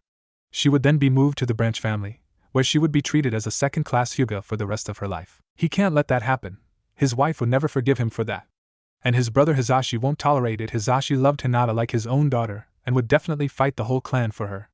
More importantly, he knew he couldn't allow it. His love for Hinata was too strong to let her endure such a thing. He needed to talk to Hiruzen immediately. On the other hand, Naruto was also worried. His first and only friend was in the examination room, being checked for injuries. Hinata had met him several times at the park, with Anko accompanying them, and they even went on to have a few bowls of ramen, where Iam and Anko teased them about being a couple. He had blushed hard but denied the claims. Hinata had also become red in the face. Hinata walked out of the examination room slowly, her eyes falling upon Naruto. Her heart skipped a beat as she gazed at him. The golden-haired boy had truly been a savior for her, having saved her twice thus far without making fun of her stuttering or timid nature. His captivating blue eyes were mesmerizing to her. She had never seen anything like them before. As she became increasingly nervous, she began doing what she did best, sticking her index fingers together. Naruto saw Hinata coming out of the examination room, and went up to talk to her. "Hey, Hinata," he said, "did you get injured? Did that man hurt you? If he did, just tell me, and I'll beat him up again." No, I am fine, Naruto-kun," Hinata said, fixing her gaze downward, "and thank you for rescuing me." Hinata's voice trembled slightly as she spoke. She had opted to call him Naruto-kun after their first meeting, and truth be told, Naruto liked it. He felt like he could be himself around her. She felt like a burden. This was the second time Naruto had helped her, and if this kept up, she would feel like a burden to him, at least in her mind. 2 days later, Kumo, or particularly the third Raikage, had thought that Konoha would have killed the Jonin sent for kidnapping the Hyuga, if he was caught. Thus, they tried to cash in the opportunity to get Hayashi Hyuga. However, unexpectedly, Konoha had kept the prisoner alive and moved him in front during the negotiations. Though Jiraiya had destroyed the chakra networks of the Jonin, by applying overpowered paralysis seal developed by Minato on the Jonin's chakra network instead of nervous system. The seal was too powerful and restrictive for the chakra network to handle, and as a result it collapsed completely. However, this whole fiasco also resulted in an additional entry being added to the bingo book in Kumogakure, listing an E-rank shinobi. Name, unknown. Aliases, none. Description, a young boy of around 7 or 8 years old, possibly an academy student. Abilities, can use C-rank Katan ninjutsu and can use bow staffs. Caution, not applicable. Bounty, 12,000 ryu for live capture and 10,000 ryu for dead. Naruto was walking through the village happily. He had been shown his bingo book entry by Hiruzen, but was ordered not to take such risks again. He had gotten the day off, and was on his way to see Hinata. He was strutting through the park, searching for his friend, when he heard sobbing coming from behind a large tree. Curious, Naruto went over to investigate and found Hinata sitting behind the tree, her knees raised to her chest, and she was crying silently. Naruto immediately sat beside Hinata, asking, "Hinata? What happened? Why are you crying?" Hinata looked up toward him, and said, "They threatened to brand me and disavow me." He rubbed circles on her back and assured her that he would always be there for her. After half an hour, she finally stopped crying. Naruto looked down to see the face of a sleeping Hinata in his lap. He fought back his blush vigorously at the closeness, and shook her. She woke up frantically, and tried to jab him. It was only due to the sparring sessions with Hiruzen that he was able to dodge it at the last second. Naruto was amazed. Hinata had told him about her problems while using her clan's taijutsu, but her reflexes and reaction times were something else entirely. He asked her to follow him so they could talk about it in private. He led her to his home and made her sit on the couch in the living room. He went into the kitchen to bring something to eat for her. She was probably hungry from all the crying she had done. He cut an apple and brought a glass of milk to her. Meanwhile, Hinata was looking around the living room. The house was of a decent size. Not as big as her mansion, but big enough for a family of 4 or 5. There were several pictures of Naruto with the Hokage, Jiraiya, Anko, and an unknown person, a white-haired man with his half-face covered by a mask. "Hey, Hinata! I brought you some fruits and milk. I've started learning how to cook from Inu and I, but I'm not as good at it yet," said Naruto, placing the plate of apples and milk on the table. He asked her kindly, "Are you okay now?" Nodding affirmatively, Hinata responded with a nod of her own. Naruto sat beside her and started to converse with her. "You know, you don't look weak to me, Hinata. Especially not after your reaction when I woke you up." Hinata blushed red at that statement. She had nearly hit him with one of her chakra-enhanced hands. "Why don't you show them your precision and fighting prowess? They might just change their minds about you, because they use their family members to practice jukken, and I don't like hurting people," Hinata replied weakly. "Those bastards. Are they mad? Using their own clan members as practice dummies." Naruto gritted his teeth. He said determinedly, "I will inform Hokage Gigi of this." Hinata looked a bit pale at the prospect. If the clan elders found out who had disclosed their secret, they wouldn't hesitate to force Hayashi to disown her from the clan. Noticing the strain on Hinata's face, Naruto calmed her down. "Don't worry, Hinata. I will make sure that your name is not revealed anywhere." Hinata looked up to Naruto and nodded. She conversed with him for quite some time before he dropped her off at the Hyuga estate. He then went on to eat at Ichiraku's. The next morning, Naruto recounted everything to Hiruzen. Hiruzen was tense. He knew the Hyuga were prideful, but using one's own kin as a practice dummy seemed cruel. He would have to talk to Hayashi about it. Besides, it seemed that the most powerful clans in the village were causing more problems for Konoha. After 2 years of spying, it had become clear that the Uchiha clan was planning a coup d'état against the Hokage. Fugaku had planned to kill Hiruzen and take the post of Hokage after killing the elders in Danzoo. Same night in Hokage Tower, 5 people could be seen standing in the Hokage chamber, conversing among themselves. 2 of them were Umbu, namely Weasel and Crow, while the rest 3 were Jiraiya, Danzoo, and the Hokage himself. According to the last meeting, they are going to make a move on the day after tomorrow, Jiraiya said thoughtfully. Weasel nodded in response. We need to do something, Hiruzen. We can't let them go forward with this plot. This will not just start a civil war in the village, but other villages will take the opportunity to attack us, stated Danzoo sternly. Weasel and Crow, remove your masks. We will talk face to face now, and Jiraiya, please put a full-level security seal around the room, ordered Hiruzen firmly. Crow removed his mask to reveal Shisui Uchiha, the grandson of Kagami Uchiha. He was also known as Shushin no Shisui, the moniker given to him by Kumo for his 80 kills in the Valley of Black River during the last war. He had lost his best friend in that skirmish, and that had awakened his Manjikyu. He then killed all the opposing shinobi forces with his famed Shunshin technique, in vengeance.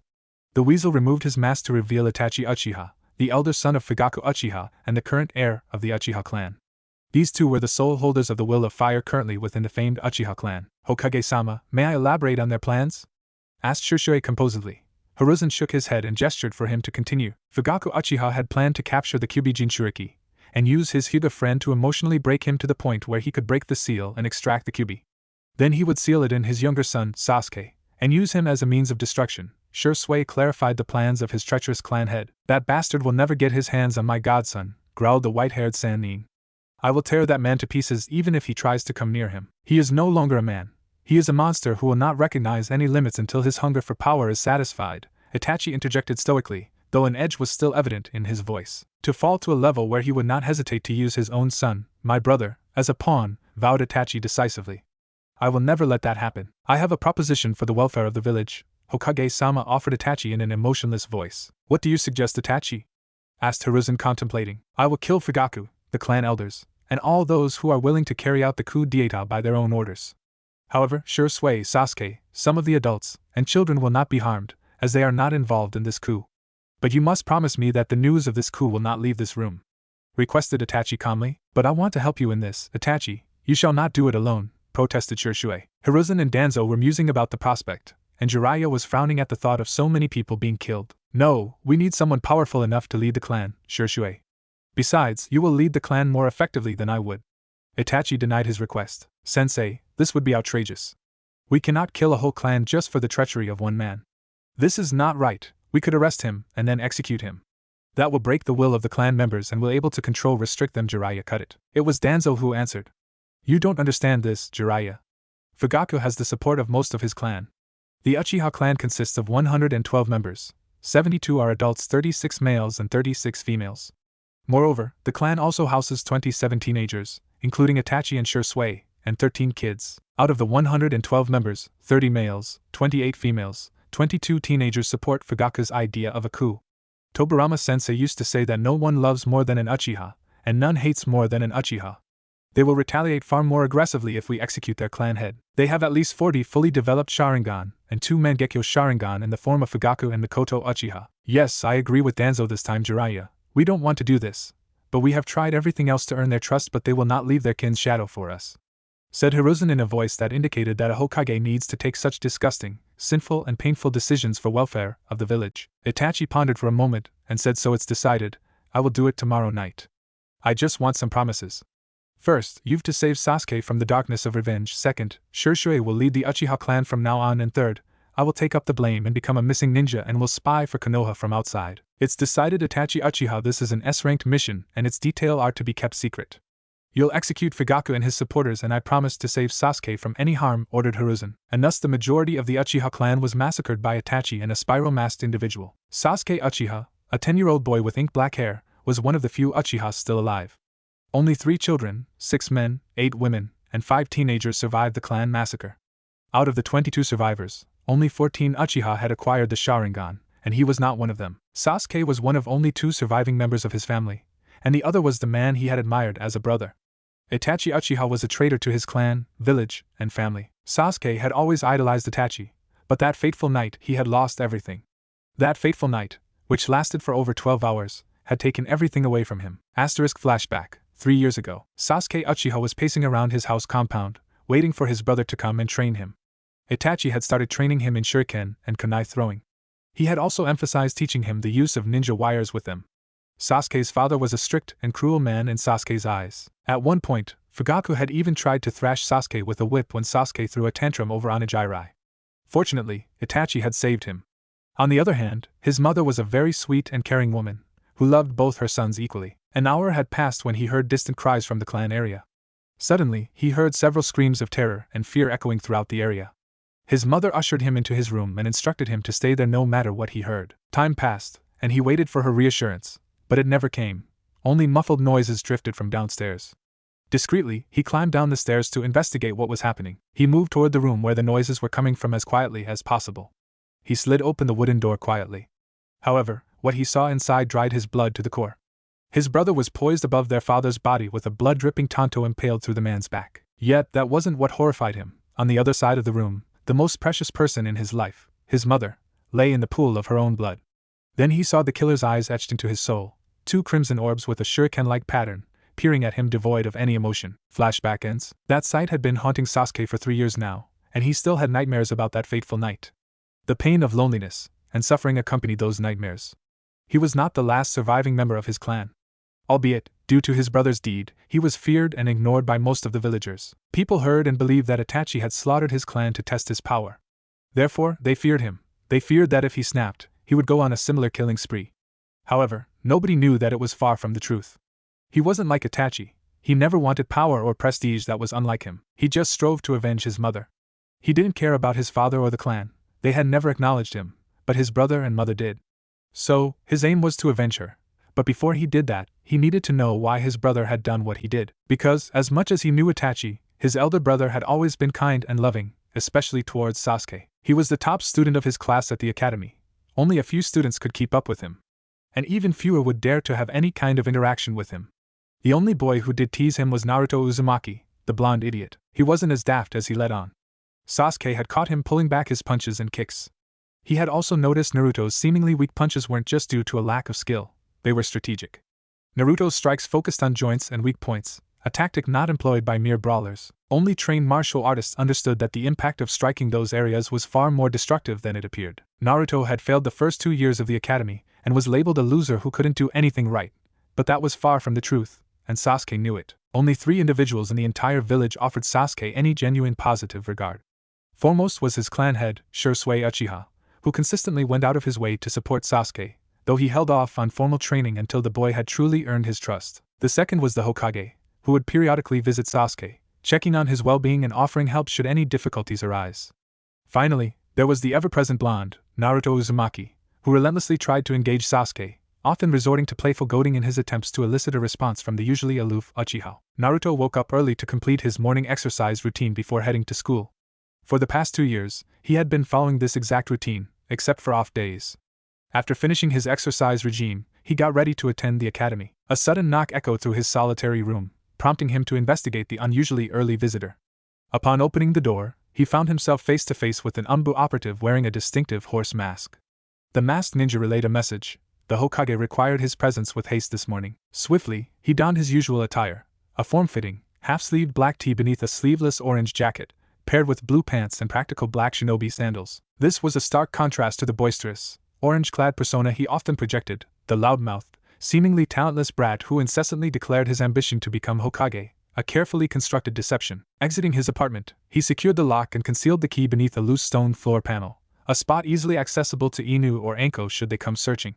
With this done, he made his way to his sensei. Naruto strode into the Hokage chamber, finding Hiruzen and Jiraiya already present. He moved to stand beside Jiraiya, who affectionately ruffled his hair. "You called for me, sensei," Naruto said respectfully, a formality that surprised Jiraiya. Uzumaki Naruto's disregard for convention was well known. "Yes, Naruto, I called for you. We have an important matter to discuss, and delaying it serves neither of us," Hiruzen affirmed, placing his hat on the table. "Are you considering increasing my training? Or did I make a mistake?"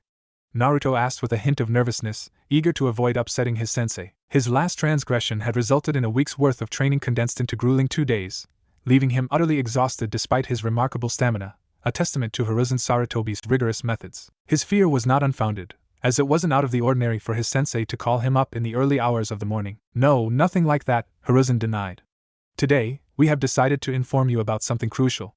Initially, we had agreed to notify you of this after you've graduated from the academy," Hiruzen said, standing up and walking to the open window. "However, as your training results suggest, you are competent enough to understand this. Jiraiya, you have the right to tell him." Sandaime instructed Jiraiya and opted to gaze outside. Naruto, do you remember the story surrounding the Yondaime Hokage and the Kyuubi? Jiraiya asked. Yes, Yondaime fought and defeated the Kyuubi, but he had to sacrifice his life for that. Naruto answered, getting a little sad at the end. He has always idolized Yondaime Hokage as his hero. His untimely death due to the Kyuubi wasn't liked by most of the village, including him. It's only half-truth, Naruto.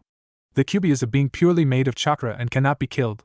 It can only be sealed in a living vessel, Jiraiya clarified. The truth is, on that day, the Yondaime sealed the fox inside me, didn't he? Naruto interjected softly, looking down, unable to meet the eyes of either two. How did you? Jiraiya started to ask but was cut off by Naruto. It's the only explanation. The villagers fear and avoid me. My birth date and the date of the Kyuubi attack are the same. I have also noticed that when I use my chakra, a seal appears on my stomach. Naruto rambled, but the words were coherent enough for them to understand. Did my parents love me? If they did, then why would they leave me to be used as the Kyuubi's vessel? Naruto posed his questions in a quivering voice. His nose was crinkled, and his eyes were filled with tears. It was astonishing that Naruto was able to calculate all of this by the help of mere hints. Their thoughts always revolved around the idea that he had inherited Kushina's keen sense of observation, sharp but still somewhat untrained. However, it was clear by his ability to procure results that Naruto was just like his father in many aspects. They both had learned a lesson that day. One should never underestimate Uzumaki Naruto. Jiraiya knelt in front of Naruto and gripped his shoulders firmly. That's not what it is, Naruto, he said. You've learned how to seal things in paper seals, right? Does the paper change into the thing that you're sealing inside it? Naruto shook his head in negative. The same could be said about the seal on your stomach. You're just a jailer for that monster, and that doesn't make you the monster itself, Jiraiya continued as Naruto looked up to peer at him expectantly. As for your parents, I've never seen anyone being as happy as them for their child. The only thing that I can tell you about them is that they were true heroes who sacrificed their lives for the sake of the village, Jiraiya said, praising Minato and Kushina to lift up his mood. Do you understand? Supportive Jiraiya asked. Yes, I understand, Naruto replied as he wiped the tears from his eyes. Now go on, you have classes to attend. Make your godfather proud, Naruto. Jiraiya patted his back and led him out of the gate. Naruto nodded his head and went on to Ikaraku's house for breakfast. At first, Naruto was tense upon hearing this news, but now he was relieved by Jiraiya's explanation. He would train his hardest in one day. He would show everyone that he was nothing like the Kyuubi. Naruto prepared for his first day of third year. From today onward, he would be able to show everyone that his failure was not permanent. He had completed his training in stealth and deception, and only a few were suspicious of his abilities. Those selected few were Sasuke Uchiha, Shikamaru Nara, Hinata Hyuga and Yumino Irika. Sasuke was his rival, who he had been set on defeating from the beginning of the academy. The Uchiha was one of the best students in the academy, and Naruto was determined to prove himself just as capable. Through their taijutsu sparring sessions, Sasuke noted how Naruto held back his strikes. Shikamaru, on the other hand, was a genius in disguise. He had helped Naruto plan some of his most deceptive traps for pranks, and he knew that the Nara boy had a suspicion about him. Though he was a friend, so he just let it slide. Hinata Hyuga has changed completely over the past 3 years. She is now much more confident and has not lost any taijutsu spars apart from the one to Sasuke. Even the brash Kiba is no match for her. Her uncle Hizashi has taken up her training and trained her in taijutsu. He has also increased her chakra reserve by constantly depleting it, and her chakra control, which was already precise due to her Byakugan. Finally, Iruka was like a big brother to him. Therefore, Naruto let him see some of his moves from the hummingbird style. His training with Hiruzen was far more tiring and harsher than he had anticipated. His laps around the village had increased to 9, with 250 push-ups, 250 pull-ups, and 300 squats. Additionally, his Bojutsu was at the 4th level out of 7. He had mastered defensive techniques, and was working on strength attacks. The Sarutobi-style Bojutsu had 7 levels: stances, guards, defenses against taijutsu, strength attacks, speed attacks, low-level ninjutsu with the bow, and finally, the hardest, combining elemental jutsu with the bow. Moreover, his taijutsu was also incorporating strength attacks to joints. He wasn't trained in summoning techniques yet, however, he had taken up an interest in seals.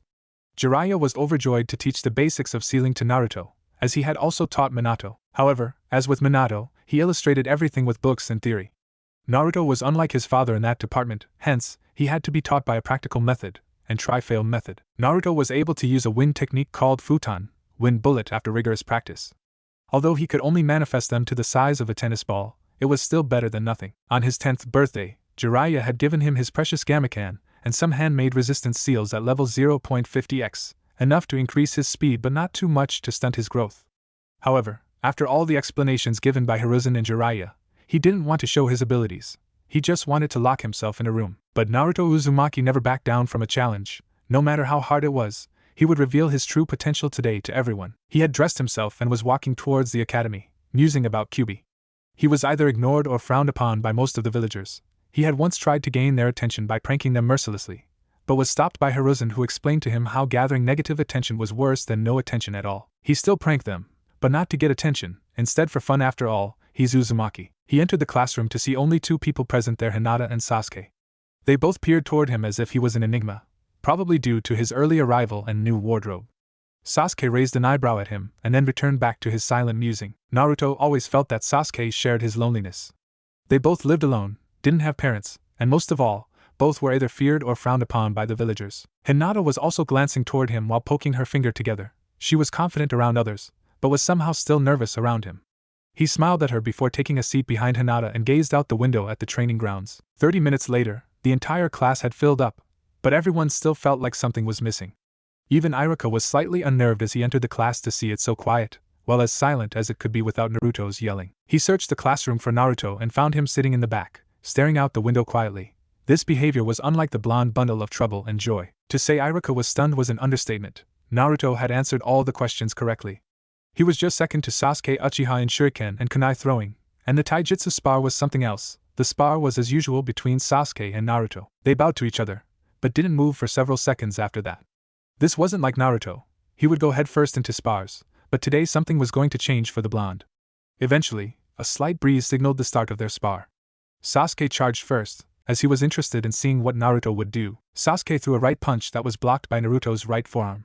He then tried to grab Naruto's arm, which was avoided by Naruto's stepping back. Naruto caught Sasuke's extended right hand and kicked his abdomen, making him lose a little balance. To Sasuke, the kick felt fast but strong, not quite like Naruto. Naruto went on to deliver a bicycle kick to Sasuke, which was caught and used as leverage for a left high kick to his face. However, it was blocked by both his arms. The bout continued with the two genins engaged in a fast-paced, intense fight, leaving everyone watching them truly awed by the level of taijutsu skill both academy students displayed. Kicks, punches, and grabs flowed fluidly between them, making it seem as if they were dancing. If a kick landed on Naruto, he would return with a punch of his own. Naruto was enjoying this. Sparring with Anko and Hiruzen were fun, but not quite like this. Sasuke was perfectly matched with him. If he had strength and speed, Sasuke had flexibility and accuracy. He extended his limits and removed his resistance seal by molding his fingers into a ram seal. This caused problems for Sasuke. Naruto was already fast, but after making the hand seal, he was much faster. Sasuke was not able to use the edges to his benefit now. After nearly 10 minutes of Naruto dominating him, Sasuke was frustrated. The spar was going head-to-head until that strange hand seal thing. He dropped a punch on Naruto. As expected and similar to his last few attempts, it was blocked by Naruto's forearm. As to not take a chance, he tried to uppercut Naruto with his free arm. Naruto caught it and delivered a kick to his chest, which stopped the air from entering his lungs for a moment, and his feet left the ground. Naruto was about to jump for his roundhouse kick when he noticed both of Sasuke's eyes changing red with one tomo in each eye. For Sasuke, it felt like his eyes were on fire for a few seconds, and then suddenly the pain went away. His vision became clearer than before. He could also follow up on Naruto's movements and foresee his next movements somewhat. It wasn't like he could see the future. No, he could only guess, accurately so, where his next punch or kick would be aimed at. Naruto heard a wow from the crowd and found the culprit covering her mouth, Sakura Haruno. She was a civilian student with pink hair and could be always seen beside Ino Yamanaka. Naruto had heard that she was bullied because of her hair and forehead, but he didn't give much attention to it. Instead, Naruto stopped his onslaught and smirked a little at his rival. "It looks like you've finally acquired your pink eyes, congratulations," he mocked. Sasuke's eyes widened before a grin found its place on his face. He was both happy and curious. Happy, because he had his Sharingan now, which his clan was so proud of, and curious, because he had heard that Sharingan can only emerge when one feels a tremendous amount of physical or mental pain. He nodded to Naruto as a sign of thanks. Naruto wasn't like others. Sasuke had seen the looks that Naruto received from villagers. Yesterday, he had suspected that Naruto might be slightly stronger, but today his suspicions were proven true. Naruto was at least equal to him, if not stronger. In another timeline, he might not have tolerated this because he was spoiled rotten by the villagers' praise and support, since he was the last of his clan. But in this timeline, he too was a loner like Naruto, feared and ignored by the villagers for his brother's deeds. Iruka called the match a tie and went on to congratulate both boys. His ruffled Naruto hairs and patted Sasuke's back. Shikamaru knew that the blondie was troublesome. He had concluded this through his observations. He had observed him several times, and Shikamaru was now convinced that Naruto's full power was still not on display. He and Choji had known Naruto since they were children, They used to roam around the village and play pranks together. Unlike other parents, their parents didn't fear the Kyuubi. They had been classmates with Minato, and they trusted his skills in the sealing art.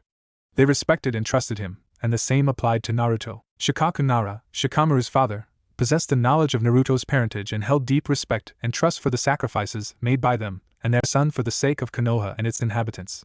He understood the weight Naruto carried and the legacy he represented. Shikamaru walked next to Naruto. "So, my presumption was right," he said. "You were holding back all this time, you troublesome blonde." He added with a smirk, "By the way, congratulations on your win against the loner." His voice was filled with more amusement than any real grudge. "Yep, munch, you were totally munch, awesome man." Choji joined Shikamaru, munching his potato chips. "Thanks guys. Wanna have a bite at Ichiraku after class?" Naruto offered, as the three of them regularly visited Ichiraku together for lunch. "Troublesome, but why not? I think we should bring Kiba along with us, he's been behaving nicely for quite some days." Naruto shrugged in response. Shikamaru was his childhood friend. If he thought it was a good idea to bring Kiba along, then there was nothing to discuss. "Looks like my next match is up, trouble," Shikamaru mumbled to himself. Naruto smiled at the two boys. They were more valuable than they themselves knew. Naruto wasn't an idiot to not understand the pressure the parents of his classmates placed upon them to stay away from him. Still, these two were always there with him. Perhaps their parents weren't like others. After a few minutes, he strolled towards Sasuke and stood beside him. He eyed the onyx-eyed boy cautiously and poked his ribs. Sasuke hit his hand off and glared at him. "Hey! No need to get offensive," Naruto said, a little amused by the boy's short temper. "I was just here to ask if you wanted to come with us to Ichiraku for a small treat. Me, Shika, Choji, and Kiba are going. You're welcome, only if you want." Naruto waved him and stood beside Shikamaru, who had his match called off because of Shikamaru's refusal to fight Choji. After the school day ended, the five of them went to the Ichiraku for ramen. Choji, Naruto, and Kiba had a ramen competition, while Shikamaru and Sasuke spent their time gazing upon the trio's antics while eating. It was rather gross if you asked Sasuke, whereas Shikamaru was familiar with Naruto's and Choji's antics. Kiba wasn't that surprising if he considered his behavior in class. They paid for their meals and traveled to a nearby park to relax, at least that's what Choji and Naruto needed. Their stomachs were bloated from the heavy amount of noodles they had consumed. Shikamaru took a seat under a tree and closed his eyes for a quick nap, while Naruto, Kiba, and Choji were conversing amongst themselves, and Sasuke was gazing above in the sky. "I still can't believe it, dude. 8 bowls of ramen? That's a feat in itself. I can only eat 6, and Kiba, here, wasted away after 4. Naruto said, sounding astonished. "You three are all quite troublesome. Can't you see I'm taking a nap here?" Shikamaru said in an irritated voice. "Yeah, and you are the laziest of us all. It's look like all your chakra goes to your brains, not your body." "Lazy ass," retorted Kiba, annoyed at the lazy boy. "Don't be so loud, dog breath," Sasuke bit back. It was indeed a new feeling for him. These 4 didn't fear or judge him. Although Kiba and Naruto were loud, Choji was foodie to his core, and Shikamaru was as lazy as a sloth, yet he somehow fit with them. It was hard for Sasuke to make friends. Even if he did, they were quite mistrustful of him. That was not the case with these 4. Naruto seemed to be the middle of the group. Choji and Shikamaru were long-term friends of his, and Kiba was probably new to the group, similar to Sasuke. Still, they didn't act as if they hadn't known each other for long. Naruto was frank with everyone. While Choji was careless in that regard, Shikamaru was sharp but didn't act without Naruto's agreement, and Kiba was as loud and brash as one could be, yet he didn't comment on anything offensive. Sasuke still had to find his place in this group, but that didn't mean he was left out or ignored. Rather, they made as much effort as they could to draw him out of his shell. 2 months later, Naruto was walking towards the Hokage Tower for his daily training. From the next day onward, Hiruzen would start his ninjutsu training, consisting of all the 5 elements. It would at least take him 6 years to be able to use all the elements, and another 10 to master each element completely. With that, he would also learn summoning, but that was all for tomorrow. At least the academy now offered some companionship. Shikamaru and Choji had been his friends for years. Kiba and even the perpetually brooding Sasuke had joined their small group. Often, Kiba or Naruto would playfully provoke Sasuke, knowing the Uchiha's volatile temper. Kiba had learned the painful consequences of this firsthand, once igniting Sasuke's pants. Yet, undeterred, the Inuzuka boy continued his teasing, both verbally and with literal pokes, much to the amusement of the others. He entered the Hokage chamber quietly and took a seat on the sofa, waiting for his sensei to complete the paperwork. This was something he had learned from the old leader, observing people. His sensei had taught him that a shinobi should be observant and composed. "Ah, Naruto, sorry for the delay, but this was a last-moment permission slip. Let us go to the training ground in basement," said Hiruzen, looking up to Naruto from his paperwork. The training ground in the basement was only named as such. It was approximately 20 feet high, 30 long and 25 wide, with numerous weapons displayed on its walls. The room was formerly used by Tobirama Senju, the second Hokage and mentor of Hiruzen. Initially, it was used by the former Hokage or their apprentices for personal training purposes. The room had blue tile floors, green walls, and a red roof. Hiruzen had scheduled the day to help Naruto tap into the endless reserve of chakra within his seal. It should be done under the supervision of a skilled and formidable shinobi. Attempting it without any support would not be a very smart idea. So today, I want you to meditate and focus on finding the fox's chakra within your seal, Hiruzen instructed as he shrugged off his Hokage robes to reveal the training armor he wore underneath. I know you don't want anything to do with him, but having such a vast amount of raw chakra and not utilizing it would be a waste, Naruto, explained Hiruzen, noting the hesitation in Naruto to tap into the power of the fox that had destroyed the village and likely killed his parents. Naruto nodded reluctantly, still not keen on the prospect of taking aid from the maniacal beast. He sat down cross-legged and focused on his mind to find the second chakra within his system. The attempt continued for over an hour before his eyes suddenly opened into a sewer-like place with pipes going around. He stood up to assess his surroundings. Much to his surprise, the area was not a sewer but a tunnel of some sort. There were several pipes going around with the walls. At least the place wasn't stinking bad. He decided to walk forward where the pipes were more clustered together than others. After an hour or so of tireless walking, he reached a large, vast room, with huge metallic gates in the middle of the area, with a piece of paper stuck in between them that reflected kanji 4 seal. He moved closer to the gates slowly. One thing was clear, there was a being behind those doors. Malice was evident in the attempt to reach the being with his sensory ability. Rip, tear, destroy, demolish. The words rang out like an alarm through his senses, and he quickly severed the connection. Anybody there? I know you are there. Whoever you are, Naruto inquired a little adamantly. The reply came in the form of 2 bright red eyes with slit, and a huge amount of killer intent filled with hate and contempt spreading through the hall. Naruto was pushed out of his mind. He came back sweating profusely. I was not able to find it, sensei. I can only feel my chakra, and not the other one. Naruto lied. Thought so. Well, I remember that you told me that you can't use clone jutsu. Naruto stood up and nodded his head in affirmation. That's because you have too much chakra to use normal bushin. I am going to teach you 2 types of bushins. The first technique is a kenjutsu due to its high chakra usage, while the second one is an elemental jutsu. You know that you aren't allowed to show these techniques to anyone before your academy graduation exams, right? Hiruzen asked knowingly. Naruto nodded in acceptance. Hiruzen swiftly formed 5 intricate hand seals, and with a puff of smoke, solid clones materialized beside him. Additional clones shimmered into existence instantly behind the Hokage, their forms appearing remarkably tangible to Naruto, unlike the usual intangible normal clones he was accustomed to seeing. These are shadow clones, a technique commonly known only to Konoha shinobi, developed by Naidame-sama. Unlike standard clones, these are solid manifestations, not mere illusions. They have other applications, which I will teach you later. For now, focus on forming these 5 hand seals and creating a single solid clone, Hiruzen said. Hiruzen taught him shadow clones, which can be used to speed up his training in elemental manipulation by several folds. Furthermore, Naruto can use them to perform combination jutsu. Naruto tried it twice without any success. The third time he focused more on the clone structure rather than hand signs, and that brought him success. He was able to conjure 10 clones in his first successful attempt. He was then instructed to practice forming no more than 2 clones, and the training continued throughout the evening. In addition, Naruto learned a Doton technique called Doton, rock clone, during that month. Sasuke was walking towards Shishui's house. He wanted some answers regarding his Sharingan. He knocked on the door of the current clan head, who welcomed him and led him to the living room. He had heard about the incident involving the boy's Sharingan. After all, it wasn't common for one to develop a Sharingan through sheer determination and effort. So, what brings you here, Sasuke? Shishui asked, knowing of the ebony-haired boy's mental turmoil. I wanted to ask you something, Shishui, Sasuke said, looking at him curiously, with a slight bend of his head as a sign of respect. Shishui gestured for him to go ahead and took a seat beside him. I have read about the Sharingan. Our clan prides itself on it. The book I have at my apartment says that it can only be awakened in circumstances surrounding extreme turmoil or tragedy. However, mine awakened differently. It was during a spar with someone. Sasuke spoke calmly. I know you are associating with Uzumaki-san, Sasuke, and I am happy that you have found a friend you can relate to. Shishui intoned knowingly. I've tried to make the clan members and others understand that you're not like him, but they still hold resentment toward him, and they show it towards you. Shishui added sadly. As for your Sharingan, your book omits some crucial information, Sasuke, he said, reaching to the stack of scroll he had took out from the clan old directories, considering Sasuke's circumstances. He handed one of the middle scrolls that looked quite weary yet was surely stored carefully. Sharingan is activated due to the adrenaline rush to one's body that eventually reaches brain cells and activates the eyes here, explained Shishui, pointing to the singular phrase that described such. So, it's all okay, isn't it? Asked Sasuke uncertainly. It says here that Sharingan developed through sheer determination are far stronger than the ones derived in hate, he read aloud. Yeah, it's all good. Shishui smiled at him and placed the scroll back at the table. Beside, I wanted to ask something to you. Are you still interested in training with me?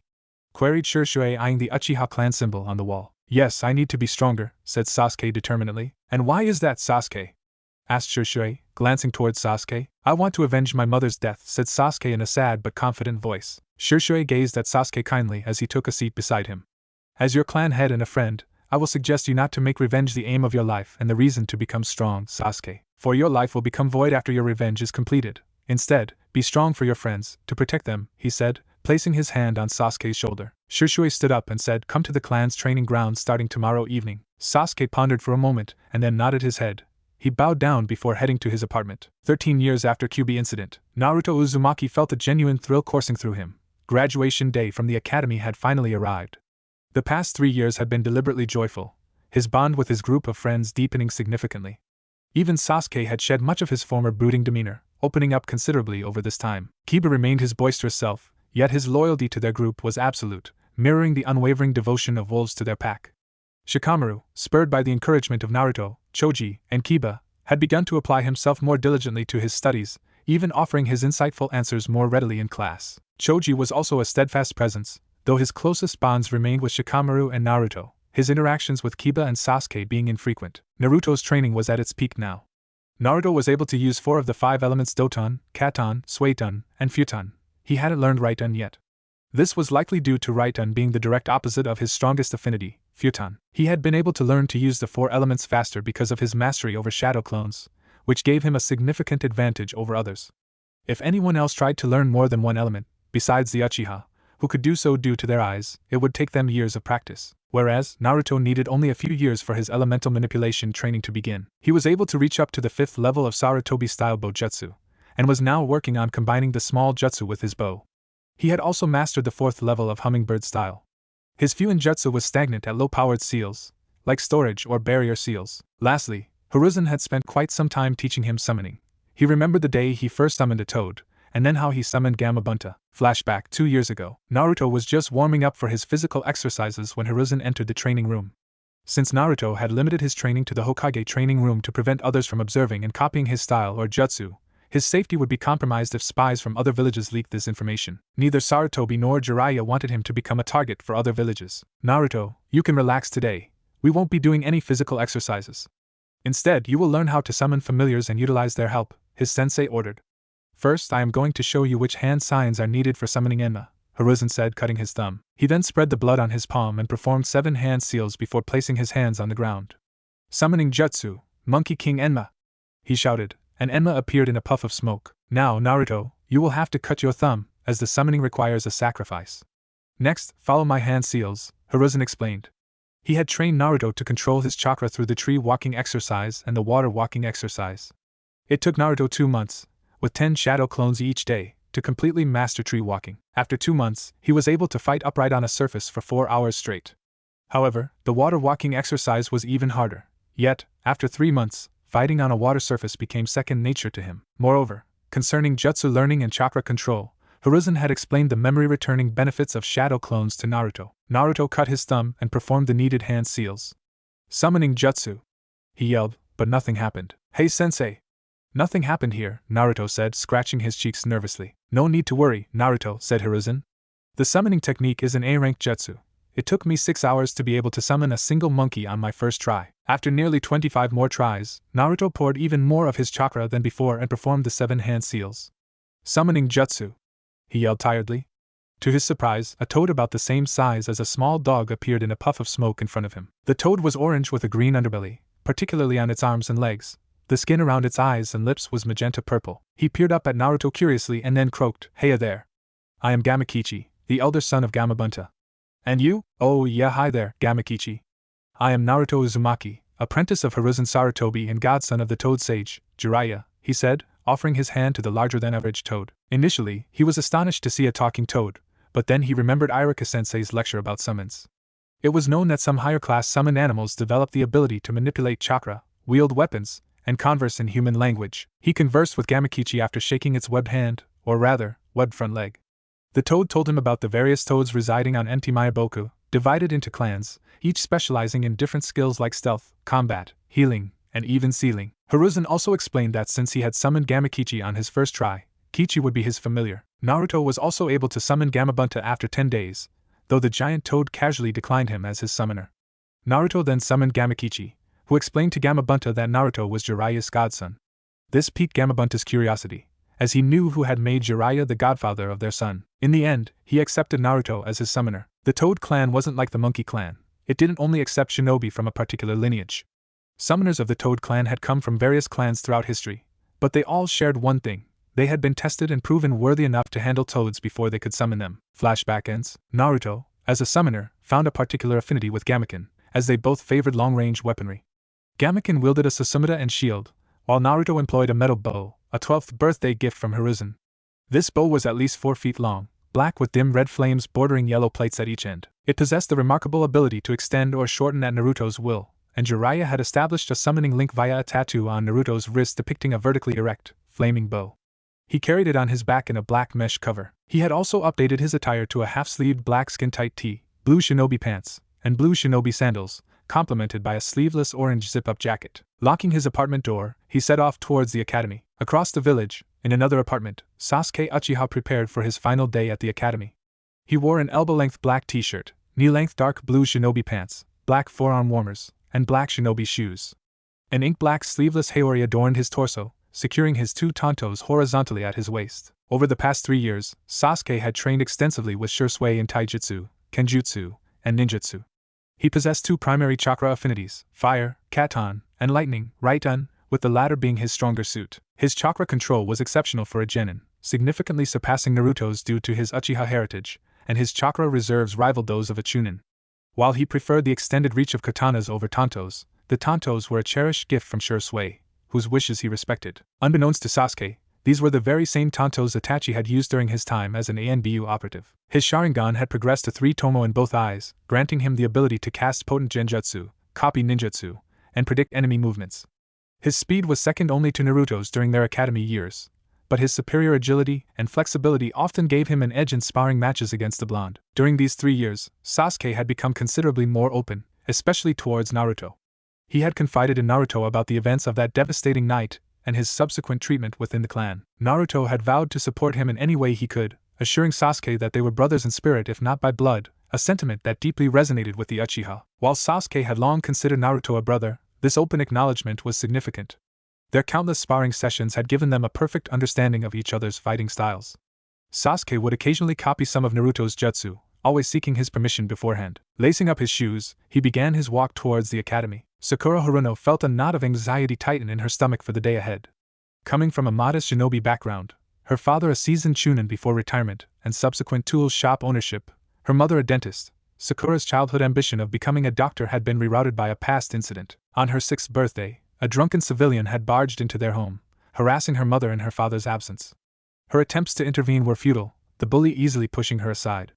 After a terrifying 10 minutes of shouting, a ninja in an animal mask, drawn by the commotion, had intervened, rescuing her and her mother. From that day forward, Sakura's path was clear. She would become a kunoichi, strong enough to protect herself and her family. Throughout her academy years, she had endured teasing for her distinctive pink hair and what others cruelly called her large forehead. While she excelled in kunoichi training, her prowess was solely due to her sharp intellect. Her intelligence and extensive knowledge placed her at the top of her class academically, but Sakura was acutely aware that these attributes alone would be insufficient in the brutal shinobi world, where death could come in the blink of an eye. Sakura had made a solemn vow to herself: she would never surrender, and she was determined to uphold that promise, no matter the obstacles. After preparing for the academy and finishing her breakfast, she set off, her resolve firm despite her underlying nervousness. Iruka surveyed the class, this year's students ready for their graduation exams. He noted the diverse talents. Some possessed raw skill like Naruto, others wielded unique Kekai Genkai such as Sasuke or Hinata. Some exhibited a tendency towards laziness, like Shikamaru, while others displayed sharp intellect, akin to Sakura. Yet one undeniable truth hung in the air: this generation of genin held immense potential, destined to surpass their predecessors. From Iruka's side, Mizuki cast a sidelong glance at the academy students, these soon-to-be graduates. His gaze settled on a particular blonde, the demon brat. Mizuki had witnessed his transformation from a boisterous, seemingly inept child into one of the academy's top performers. Tonight, all of this would be left behind. His sole focus was acquiring the secret scroll from the Hokage Tower. The written examination proved to be remarkably simple, encompassing tasks such as decoding messages, analyzing scenarios and determining appropriate responses, solving mathematical problems, and recalling the extensive history of the shinobi nations. The subsequent taijutsu assessment involved sparring against instructors. Naruto, Hinata, and Sasuke stood out as the only three capable of landing blows, while the remaining students performed considerably better than in the initial test. The third examination evaluated mastery of the substitution jutsu, transformation jutsu, and clone jutsu. Naruto strategically employed rock clones for his evaluation, deliberately concealing his superior shadow clones, recognizing the rock clones' greater effectiveness compared to standard illusionary clones. An hour later, Iruka entered the classroom. Out of 63 students, 21 had successfully passed the graduation exams. Naruto, Sasuke, Kiba, Shikamaru, Choji Ino, Sakura, and Hinata were among those who passed with remarkable success. Sasuke was recognized as the Rookie of the Year, with Naruto close behind. Hinata earned the title of Kunoichi of the Year, followed by Sakura. Your teams and senseis will be announced in a week's time. Until then, rest and enjoy your time with your families, Iruka announced, a proud smile gracing his features. Hey guys, wanna hang out at Ichiraku? Let's celebrate our graduation with a party, Naruto said excitedly. Yes. It will be fun, guys, agreed Kiba enthusiastically. Sasuke shrugged with a bored look on his face. He loved Ichiraku's tomato ramen soup, but that revelation was not necessary. Calm down, both of you, Shikamaru said as he pointed at Naruto and Kiba lazily. It'll just cause trouble. They all moved on to the Ichiraku ramen stand to have their little party. After 2 hours of eating, bickering, and childish boasting about themselves, mostly by Kiba, Shikamaru, Choji, and Kiba went on towards their clan compound after a little conversation. Hey Naruto, fancy a quick spar? Might help settle our stomachs, Sasuke suggested, glancing towards the blonde. Naruto grinned and nodded, and they both headed towards the nearest training ground. As they walked, Naruto grinned, bouncing slightly. Hey Sasuke, you sure you're up for this after all that food? Don't want to see you losing your lunch. Sasuke rolled his eyes, a hint of a smile touching his lips. Worry about yourself, Naruto. I can handle a little exercise. Besides, you need all the practice you can get before I beat you again. Naruto laughed. Oh, is that so? Last time I checked, you were the one tasting the ground. Get ready for a rematch, Rookie of the Year. As they approached the training grounds, they heard a sudden noise coming from the nearby forest. Naruto, ever the curious one, immediately sped off to investigate, with Sasuke close behind.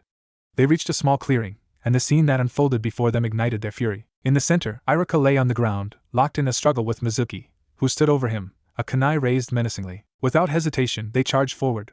They couldn't allow the white-haired Chunin to harm their beloved teacher. Sasuke took the lead, intercepting Mizuki's descending kunai with one of his tantos, forcing him to stumble backward. Simultaneously, Naruto adopted a defensive stance, discreetly forming two shadow clones. He silently commanded one to check on Iruka's condition while the other sped off to alert the Hokage about the unfolding crisis. What happened, Iruka-sensei? Why was Mizuki trying to hurt you? Naruto's clone asked, his voice laced with concern. Naruto! You're here, Iruka exclaimed, his voice still groggy. Yeah, I'm here, sensei. Now, please tell me what's going on, Naruto's clone requested gently. I was walking back from the academy when I heard he had stolen the secret scroll of sealing from the Hokage tower. I followed his trail and found him running through the forest. I came here to stop him, but I messed up by thinking he wasn't that strong. He was about to finish me off when you two showed up, Iruka said weakly, glancing towards Sasuke who was using his tanto to block Mizuki's attacks. Hey, you jerk! Pick on someone your own size. Naruto roared, nodding towards Sasuke. Mizuki growled. I'll teach you little punks some manners. You'll learn to mind your own business. Mizuki flung a volley of a dozen shurikens towards them. Sasuke swiftly sidestepped the incoming projectiles, while Naruto stood ready behind him. Futon, great breakthrough! He roared, unleashing a powerful gust of wind chakra towards the sharp metal stars. The shurikens, caught in the gale, reversed their trajectory, hurtling back towards a startled Mizuki. Cursing under his breath, he dove to his right, narrowly avoiding the returning barrage. Sasuke exchanged a quick glance with Naruto, a silent signal passing between them. With rapid hand movements, Sasuke executed four seals, Katan Fireball Jutsu. Immediately following, Naruto shouted, Futon, Wind Bullet. A massive fireball, the size of a large boulder, was propelled forward, joined by a football-sized sphere of concentrated wind. The fusion of elements caused the fireball's color to shift to an intense white as it sped towards Mizuki, scorching the ground in its wake. Mizuki's eyes widened in alarm, but he reacted swiftly, forming a series of hand seals and yelling, Doton, Mud Wall. A thick wall of mud and stone erupted from the earth, intercepting the blazing projectile. The wall halted the fiery assault, but not before its brown surface was blackened by the intense heat. Iruka watched in stunned amazement at the unfolding battle. These two academy students were executing jutsus with such seamless synchronization. His awe deepened into profound respect as Naruto and Sasuke seamlessly launched yet another combined attack. A smirk played on both Sasuke's and Naruto's lips as the earth wall rose. Naruto nodded towards his teammate, his hands already moving through 8 precise seals before pressing them to the ground. Doton Earth Dome! He exclaimed, and a sturdy dome of stone encased Mizuki, effectively trapping him. Without missing a beat, Sasuke formed his own set of hand seals, his palm facing the earthen prison. Raiton, Lightning Bolt Jutsu. A sharp bolt of pure lightning erupted from his hand, striking the surface of the earth dome. The ground, acting as a natural conductor, absorbed the electrical energy, becoming overloaded in an instant. With a deafening boom, the dome violently exploded, shattering into countless fragments under the immense power it contained. Mizuki was flung from the remnants of the dome, his right arm torn away, his body bearing several gruesome, bloodied crush injuries. "Don't you think we overdid it a little, Naruto?" Sasuke questioned, his gaze fixed warily on the mangled figure of their former instructor. "No. A traitor cannot be forgiven," Naruto stated firmly, his voice resolute. Sasuke met his friend's gaze and nodded in grim agreement. Their exchange was interrupted by the sudden arrival of the Hokage, accompanied by Shisui, Kakashi, and 4 masked Anbu operatives. Hiruzen's gaze fell upon the defeated Mizuki, and with a silent gesture, he directed the Anbu to transport him to the hospital for immediate care, followed by a transfer to Ibiki's interrogation chambers for a thorough investigation into his treachery. "Excellent work, Naruto and Sasuke. I anticipated nothing less from 2 of the most outstanding students graduating from the academy this year," Hiruzen commended them, his expression radiating a warm smile. "Today, you both demonstrated exceptional skill and bravery, ultimately saving the life of your teacher," Hiruzen added, his voice filled with pride. Naruto and Sasuke were then directed towards their respective homes. Sasuke departed with Shisui, engaging in quiet conversation, while Naruto walked alongside Kakashi. During their walk, Kakashi, after extracting a solemn vow of secrecy from the young ninja, finally revealed his true identity, a piece of information Naruto held with newfound respect and understanding. The weight of the day's events, coupled with Kakashi's trust, settled upon Naruto as they walked towards his apartment. That same night, Hokage Tower, Kakashi and Shisui had returned to the tower as per Hiruzen's orders. He gestured for both of them to take a seat on the comfortable sofa. Hiruzen asked, "Did you observe the destruction, Kakashi?" Kakashi shook his head. "Hi, Hokage-sama," he said. The both of them did a number on Mizuki. He lost one of his limbs due to their combined jutsu. Indeed, to see such harmony and synchronization at this early stage, they would certainly reach great heights together, Shisui thoughtfully intoned. "Ah, yes, I have been made aware of that." Hiruzen took a seat beside his top jonins. "If we could place them both on a same genin team, that would be most beneficial for all." He continued placing a file on the desk. Hiruzen said, "I have a candidate for the 3rd member of your team." He opened the file and gestured towards it. "Haruno Sakura has exceptional chakra control. If guided properly, she could reach the level of Tsunade." "Indeed, Hokage-sama. However, they need a sensei of that caliber to control them and satisfy their needs for knowledge. I would have taken up the mantle, but the clan responsibilities hold me back," Shisui said, looking genuinely sad. "What about you, Kakashi?" Hiruzen asked. "Being one of our top jonin, you're more than capable of guiding them.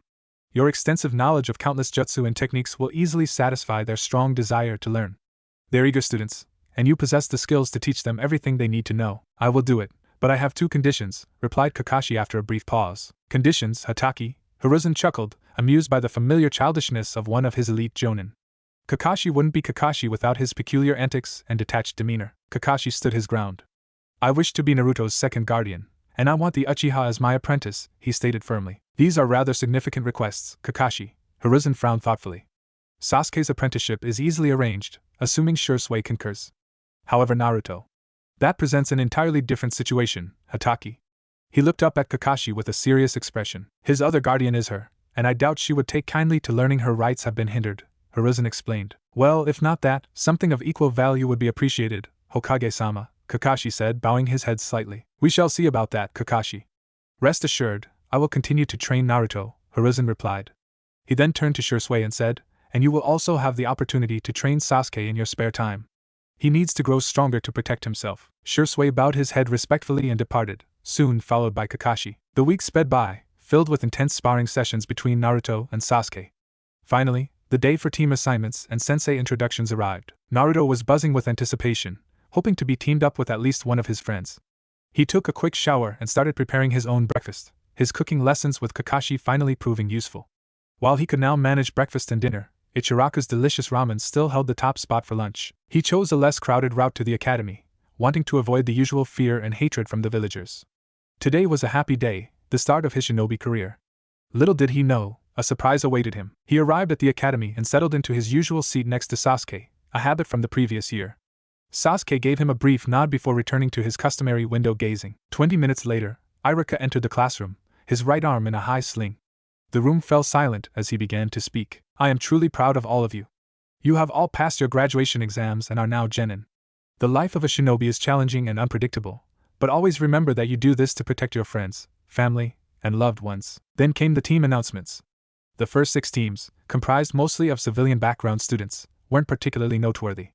Then came the crucial teams. Team 7 consists of Uchiha Sasuke, Haruno Sakura, and Uzumaki Naruto. Naruto whooped with joy.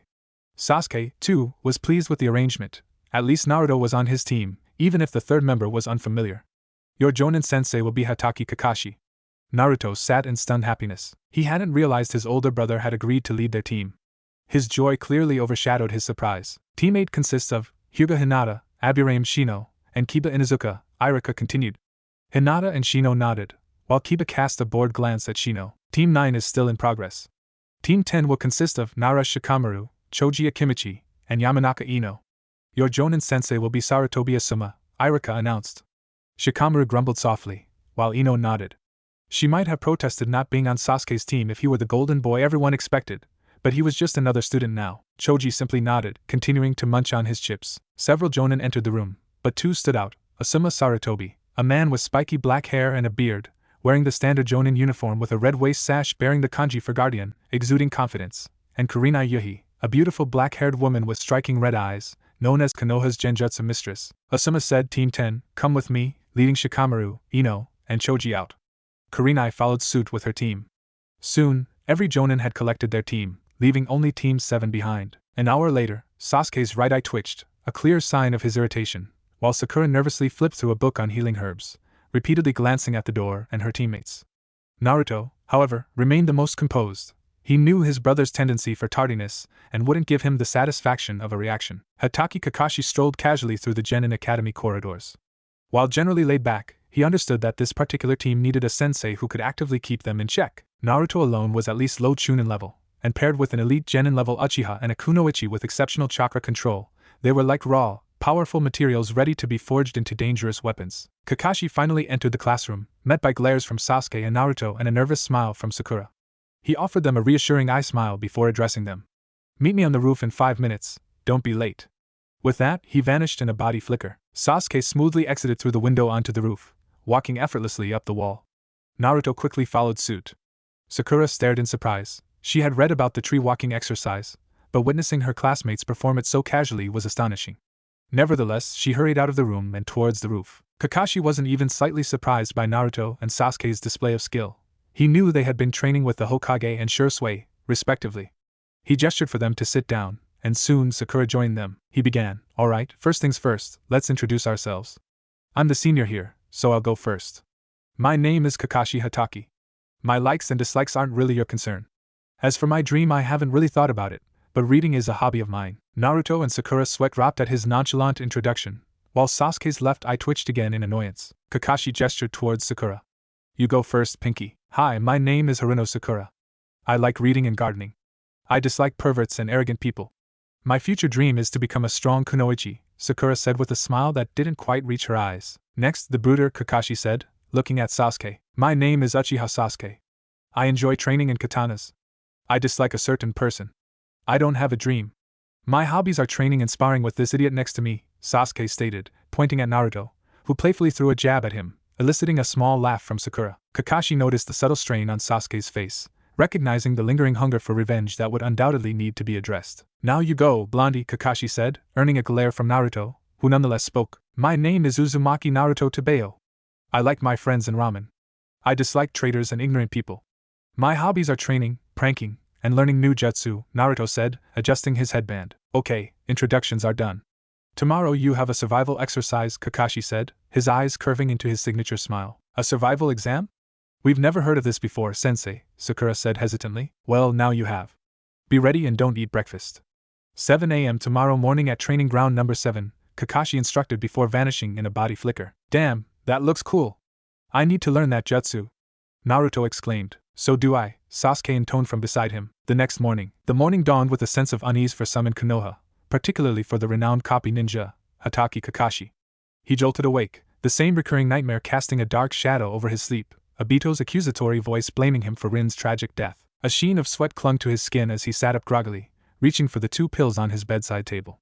He swallowed them quickly with a gulp of water from the glass beside his bed, hoping to quell the rising tide of his anxiety. Taking several deep, deliberate breaths, the reality of his day resurfaced. He had to evaluate his new genin squad. Looking around his bedroom, he was surprised to find himself in his own apartment. He had grown accustomed to spending his off-duty hours at Naruto's house, but his access had been revoked after yesterday's team assignments. Naruto was still seething about Kakashi's long-held secret, his face hidden behind a mask only to be revealed during the genin announcements.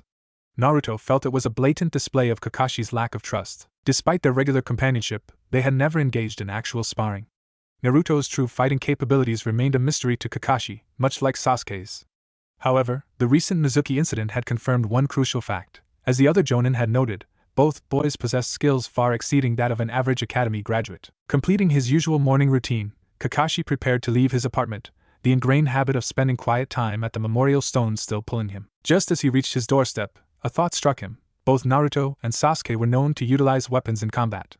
Kakashi himself had wielded a Chikuto throughout his Anbu career and a Tanto during his genin years. Perhaps it was time to bring those skills to the forefront once more. Their potential should not be underestimated. After all, he had achieved the rank of Jonin at their very age. With this in mind, he made his way to his old storeroom. 20 minutes and a rummage through several dust-laden boxes later, his efforts were rewarded as the familiar gleam of steel met his eyes. There lay a silver-white Chikuto, its 70 centimeters blade pristine, adorned with a red square hilt and a black handle featuring elegant gold diamond-shaped engravings. A blue sheath accompanied the beautifully crafted weapon.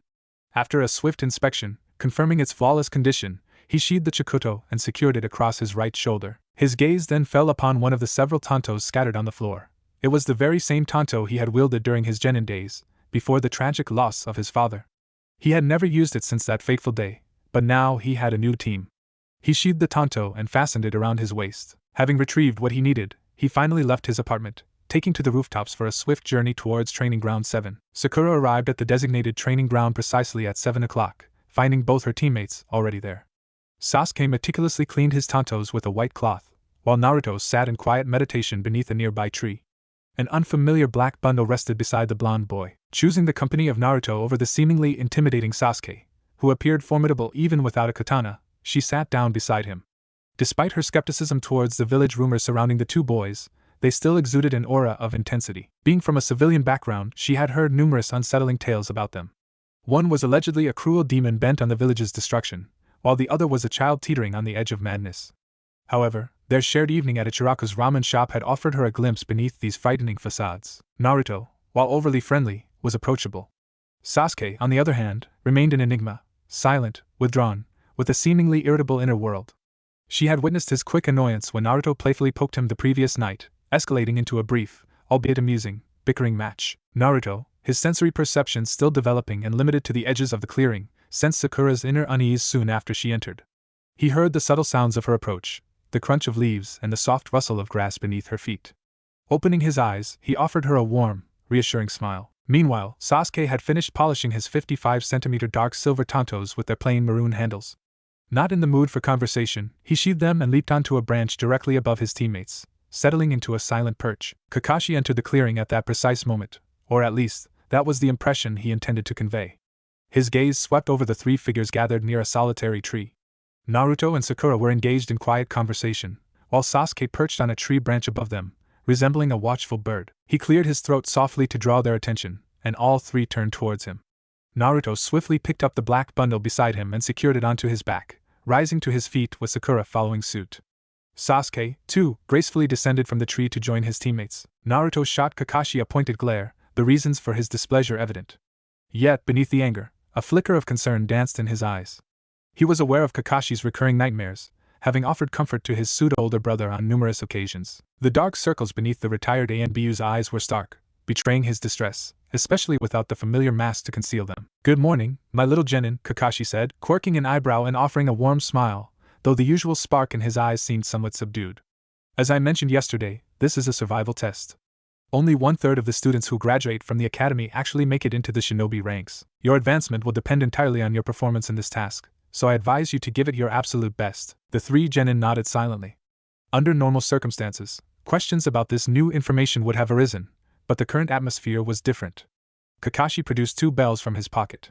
The 3 of you have 2 hours to take these bells from me, 1 for each. But sensei, there are 3 of us.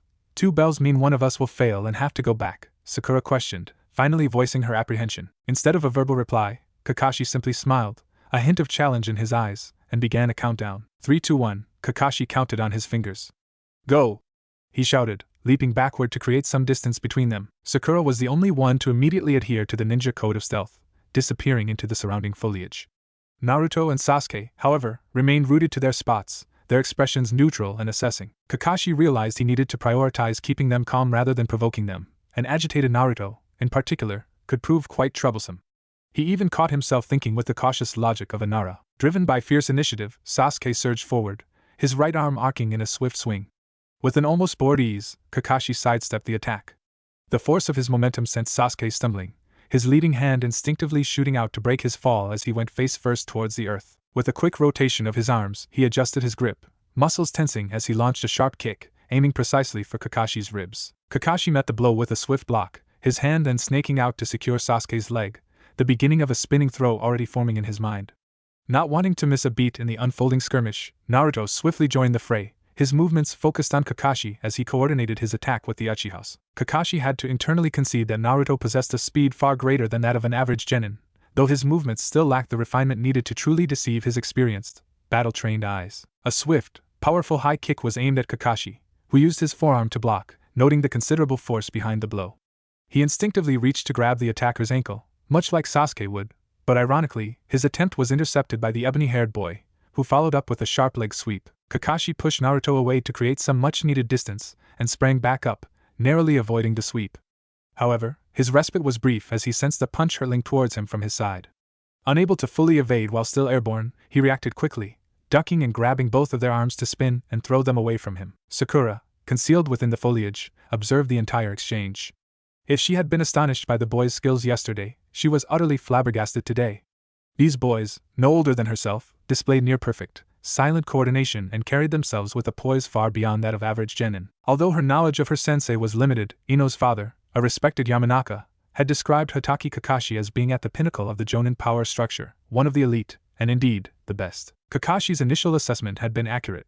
The blonde Uzumaki and the lone Uchiha possessed remarkable skill, potentially surpassing even low-level Chunin. Sakura was poised, waiting for her team's next move, when she suddenly felt a light tap on her shoulder, causing her to jump slightly before turning to face the culprit. Expecting Kakashi, she was surprised to see her blonde teammate standing there, solid and real. "You should go help Sasuke and the boss hold down Sensei. They're doing well, but an extra pair of hands would make it easier," a very tangible Naruto told her. "The 3 of you could only dream of taking down Sensei when you work together, if that's even possible." Sakura glanced across the training ground to see another Naruto actively coordinating his movements with Sasuke, attempting to outmaneuver the one-eyed scarecrow. "Boss? Hey! You're a solid clone, how is that even possible?" Sakura exclaimed, pointing a finger at the shadow clone. The clone smiled and shrugged. Naruto glanced at Sasuke, who was struggling just as much. Kakashi was effortlessly holding them both at bay with minimal effort. Naruto wasn't eager to reveal his full fighting capabilities so early.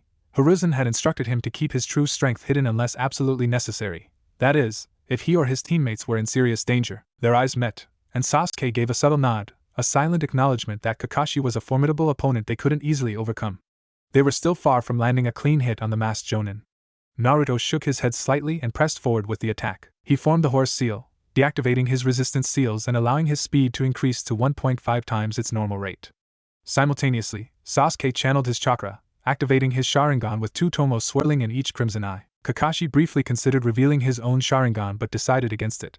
Sasuke's control over his eyes at this speed wasn't yet refined enough to overwhelm him, a fact Shursui had confirmed. While Naruto possessed natural speed, and the removal of his resistance seals would enhance it, it still wasn't a significant threat to the renowned Jonin. This time, they both charged simultaneously. Naruto launched a right-handed punch, which Kakashi expertly blocked with his knee. At the same moment, Sasuke attempted a kick, but Kakashi's free foot intercepted it. Using his legs for support, Kakashi briefly hovered above the ground, one knee blocking Naruto's punch and the other leg poised to block Sasuke's attack.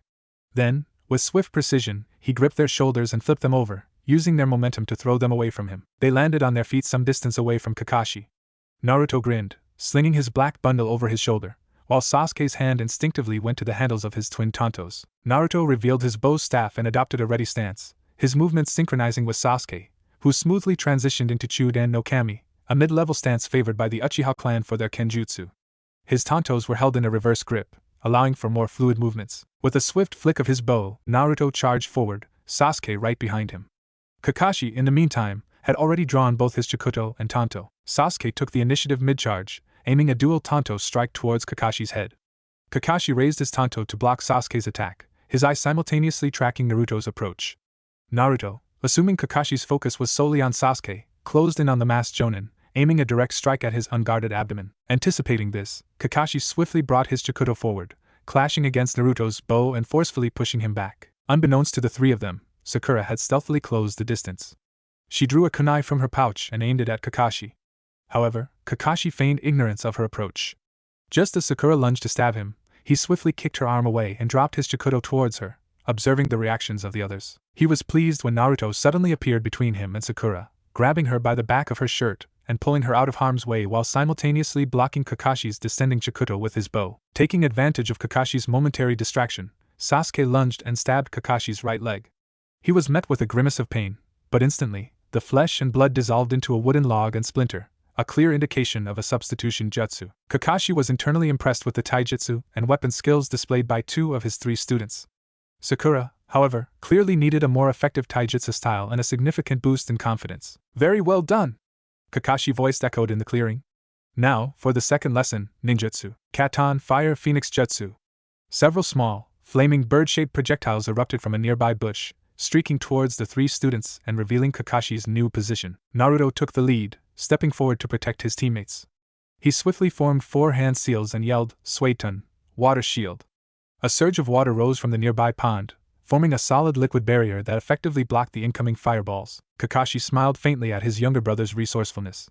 He knew Hiruzen had imparted a vast array of jutsu to Naruto, and this was an opportune moment to gauge his elemental affinities. "Right on Earth Flash!" Kakashi exclaimed, a bolt of lightning crackling from his outstretched palms, utilizing the very soil as a conduit. Naruto recognized the danger. Water was an excellent conductor of electricity. Acting quickly, he mirrored Kakashi's rapid hand movements, inhaled deeply, and then unleashed a powerful gust of wind. Futon Breakthrough. The force of the wind met the lightning, dissipating its electrical charge harmlessly into the ground. He glanced at Sasuke, signaling for support. With a grunt of acknowledgement, Sasuke joined him, and together they unleashed 2 massive fireballs, easily twice the size of Kakashi's earlier attacks. However, Kakashi remained unfazed, slamming his palm onto the ground. Doton Mud Wall. A substantial wall of mud erupted, halting the colossal fireballs in their tracks. Naruto, not one to be outdone, formed another set of hand seals and launched several fist-sized spheres of water at the mud wall. The water relentlessly eroded the earth, causing the wall to melt back into a muddy puddle. Unbeknownst to them, Sakura was once again attempting a stealthy approach on Kakashi.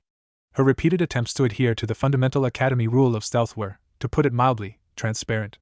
Kakashi was a top-tier jonin, a master tracker aided by his ninja hounds. His own senses were arguably sharper than even those of the Inuzuka clan. Even Sakura's delicate perfume acted as a beacon, making her location easily discernible.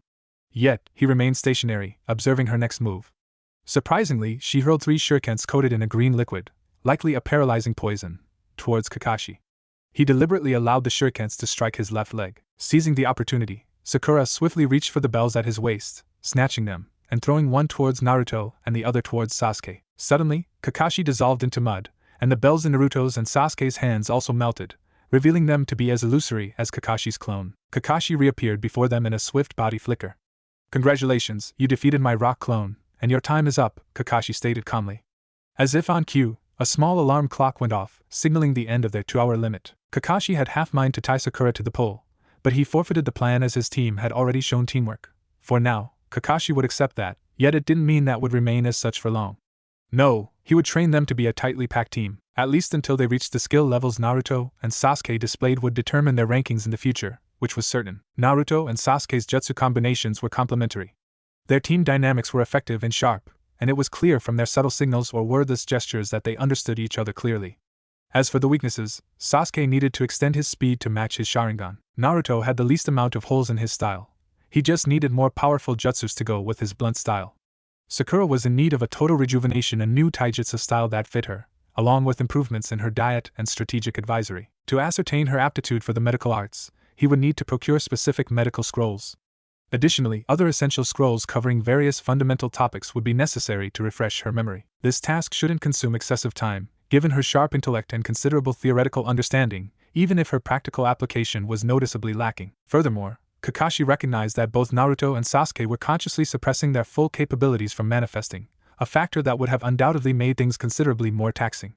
He had also discerned a peculiar familiarity in Naruto's taijutsu. It was as if all the components of a complex puzzle were present and correctly aligned, save for one or two crucial connecting pieces. Well, you have certainly performed adequately. Putting 3 students from the top 5 of the graduating year together was a risky move, but you have proven that decision correct. Kakashi addressed them, sheathing his blades and gesturing for them to do the same. As for the test, it wasn't about the bells at all. It was about your teamwork from the very beginning. And I must say, you didn't disappoint me, unlike the students I've had previously. Even you, Sakura, who didn't have prior experience with them, managed to keep up. He turned his gaze towards the pink-haired Kunoichi. You did great, he praised her sincerely, although, you do need more training. But for today, that's all. You are to attend team meetings starting tomorrow. We will have 3.5 hours of training. After that, we will take on some D-rank missions until evening. You will all be free after that. Kakashi outlined their daily schedule. Also, Sakura, you need to eat more to match the energy you'll expend on training and missions. Shift your diet to include more protein and carbohydrate-rich foods, Kakashi advised gently. Sakura nodded in response, a faint blush coloring her cheeks. She understood the necessity of adjusting her diet now that she was a shinobi. Her previous focus on maintaining a slim waist was now a distant thought.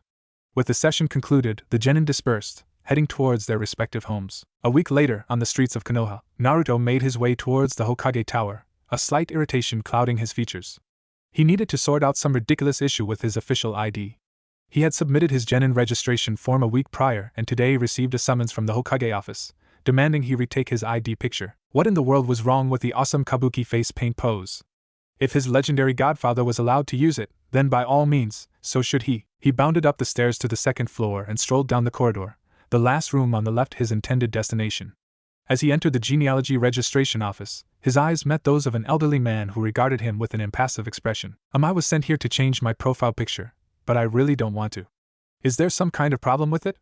Naruto asked, a hint of uncertainty in his voice. No, why would I have any issue with your picture, boy? It was Hokage-sama who instructed me to retake it. If you insist on keeping it as it is, you'll have to take it up with him, the man replied nonchalantly, returning to his paperwork. With a sigh, Naruto reversed his direction and headed towards the Hokage chamber. He knocked politely on the door. He would never again make the mistake of barging in. He vividly remembered the day Hiruzen had instilled in him the importance of respecting personal space. It was during the early, clumsy days of his training, when proper courtesy around his seniors was still a foreign concept. He had burst into the Hokage chamber one morning without knocking. The punishment had been 2 consecutive days of relentless running across the entire village, with a mere 4 hours allotted for sleep, meals, and nature's calls. The second day had been pure agony. Every bone in his body had screamed in protest, and his muscles had refused to obey even the simplest commands. He knew a similar transgression would be met with equally brutal consequences. Enter, Hiruzen's voice called from within. Hey sensei, what's the big deal with my picture on the registration form? Even Aroaji used similar kinds of pictures for his official ID, Naruto grumbled, stepping into the office. Hiruzen studied him for a moment before letting out a soft sigh. Naruto was so much like his parents, a perfect blend of endearing and exasperating. He possessed Minato's sharp intellect and natural talent, but Kushina's spirited personality was undeniably present within him, manifesting in some of her habits, often without Naruto even realizing it. That was during the chaotic times of war, Naruto. And now, no student of mine will appear like a buffoon to other villages. These forms are for official record-keeping. While I might make exceptions for a few in this year's batch, you will not be using that particular picture, Hiruzen stated firmly, his tone leaving no room for argument. You not only have a legacy to uphold, following in your godfather's footsteps, but you must also uphold mine, Hiruzen added thoughtfully, pacing slowly around his chamber. Naruto couldn't help but sweat drop at his mentor's reasoning and his almost desperate eagerness to pass down his Hokage legacy. Though he sensed Hiruzen's growing weariness with his current demanding role, the Hokage was getting on in years. Naruto suspected his real desire was to dedicate himself to nurturing the new generation, believing the academy could greatly benefit from his vast experience. You know, Gigi, Naruto said with a touch of playful smugness, it's a bit selfish to just pick your successor without even asking them, even if that's exactly what I want deep down. Hiruzen was about to retort when the chamber door burst open with a loud bang, a clear breach of protocol. Naruto reacted instantly, his reflexes honed, as 3 sharp kunai were launched towards the intruder. Hiruzen allowed the kunai to harmlessly snag the intruder's clothing, pinning him to the wall. No real damage was done, except for the inevitable teasing Naruto would now have to endure. Stuck awkwardly on the wall, flailing slightly but completely unharmed, was Konohamaru's Sarutobi. "Hey brat! What do you think you're doing?" Naruto asked, his gaze sharp and penetrating. "Put him down, Naruto," Hiruzen interjected gently. Naruto looked back at his sensei, a question in his eyes. "He's my grandson, Konohamaru. That's his 25th failed attempt to take over my position. He seems to think the Hokage seat is worth all this trouble." Hiruzen muttered the last part under his breath. "Pardon me, sensei. The intrusion was so sudden, I didn't have a chance to process anything," Naruto apologized, pulling the kunai free, and allowing Konohamaru to drop to the floor with a soft thud. No, it's quite alright. He needed to learn his lesson, anyway." The young Sarutobi grumbled to himself, shooting a glare at the blonde genin. However, a flicker of something else was visible in his eyes: curiosity. Just then, a man wearing small, circular sunglasses, dressed in attire similar to a Toketsu Jonin, rushed into the office in a state of mild panic. The concept of a Toketsu Jonin was both confusing and intriguing to Naruto. Confusing because he couldn't quite grasp how someone could be a Jonin by specializing in only one specific area of shinobi training, yet intriguing because it potentially offered a path for him. While currently restricted from displaying his full range of abilities, once he was given the green light, this specialization might be a viable option. "How many times do I have to tell you, honorable grandson? Please refrain from wandering around aimlessly." The man fretted at Konohamaru, his tone akin to a worried mother hen. He glanced at Naruto for a brief moment before continuing. "Not everyone in the village has good intentions." Naruto simply rolled his eyes at the man's overprotective nature. He was tired of people with such a narrow-minded view who couldn't understand his burden and judged him based on it. "I am not changing my picture, sensei," Naruto declared with a chuckle. "Aroaji would be incredibly proud of it." And with that, he turned and left the Hokage chamber. The past month had been an intense and demanding period for Sakura. Kakashi had pushed her limits, figuratively breaking her down to rebuild her stronger. He had provided her with scrolls detailing a taijutsu style that emphasized chakra-enhanced strength and focused chakra composition for offensive strikes, while defense relied on short-range power movements. Unbeknownst to Sakura, she was learning the foundational principles of Tsunade's formidable taijutsu. While she currently lacked Tsunade's immense raw strength, Kakashi intended to bridge that gap over time. He had plans to instruct her in the necessary strength-building techniques, as her already excellent chakra control was crucial for this style to be truly effective. Her current taijutsu was, in essence, incomplete without the requisite power. Kakashi himself had also intensified his own training. He needed to be in peak condition to effectively guide his three energetic students. Naruto and Sasuke were remarkably receptive, absorbing knowledge at an astonishing rate. Notably, Naruto had completed his jutsu combination training.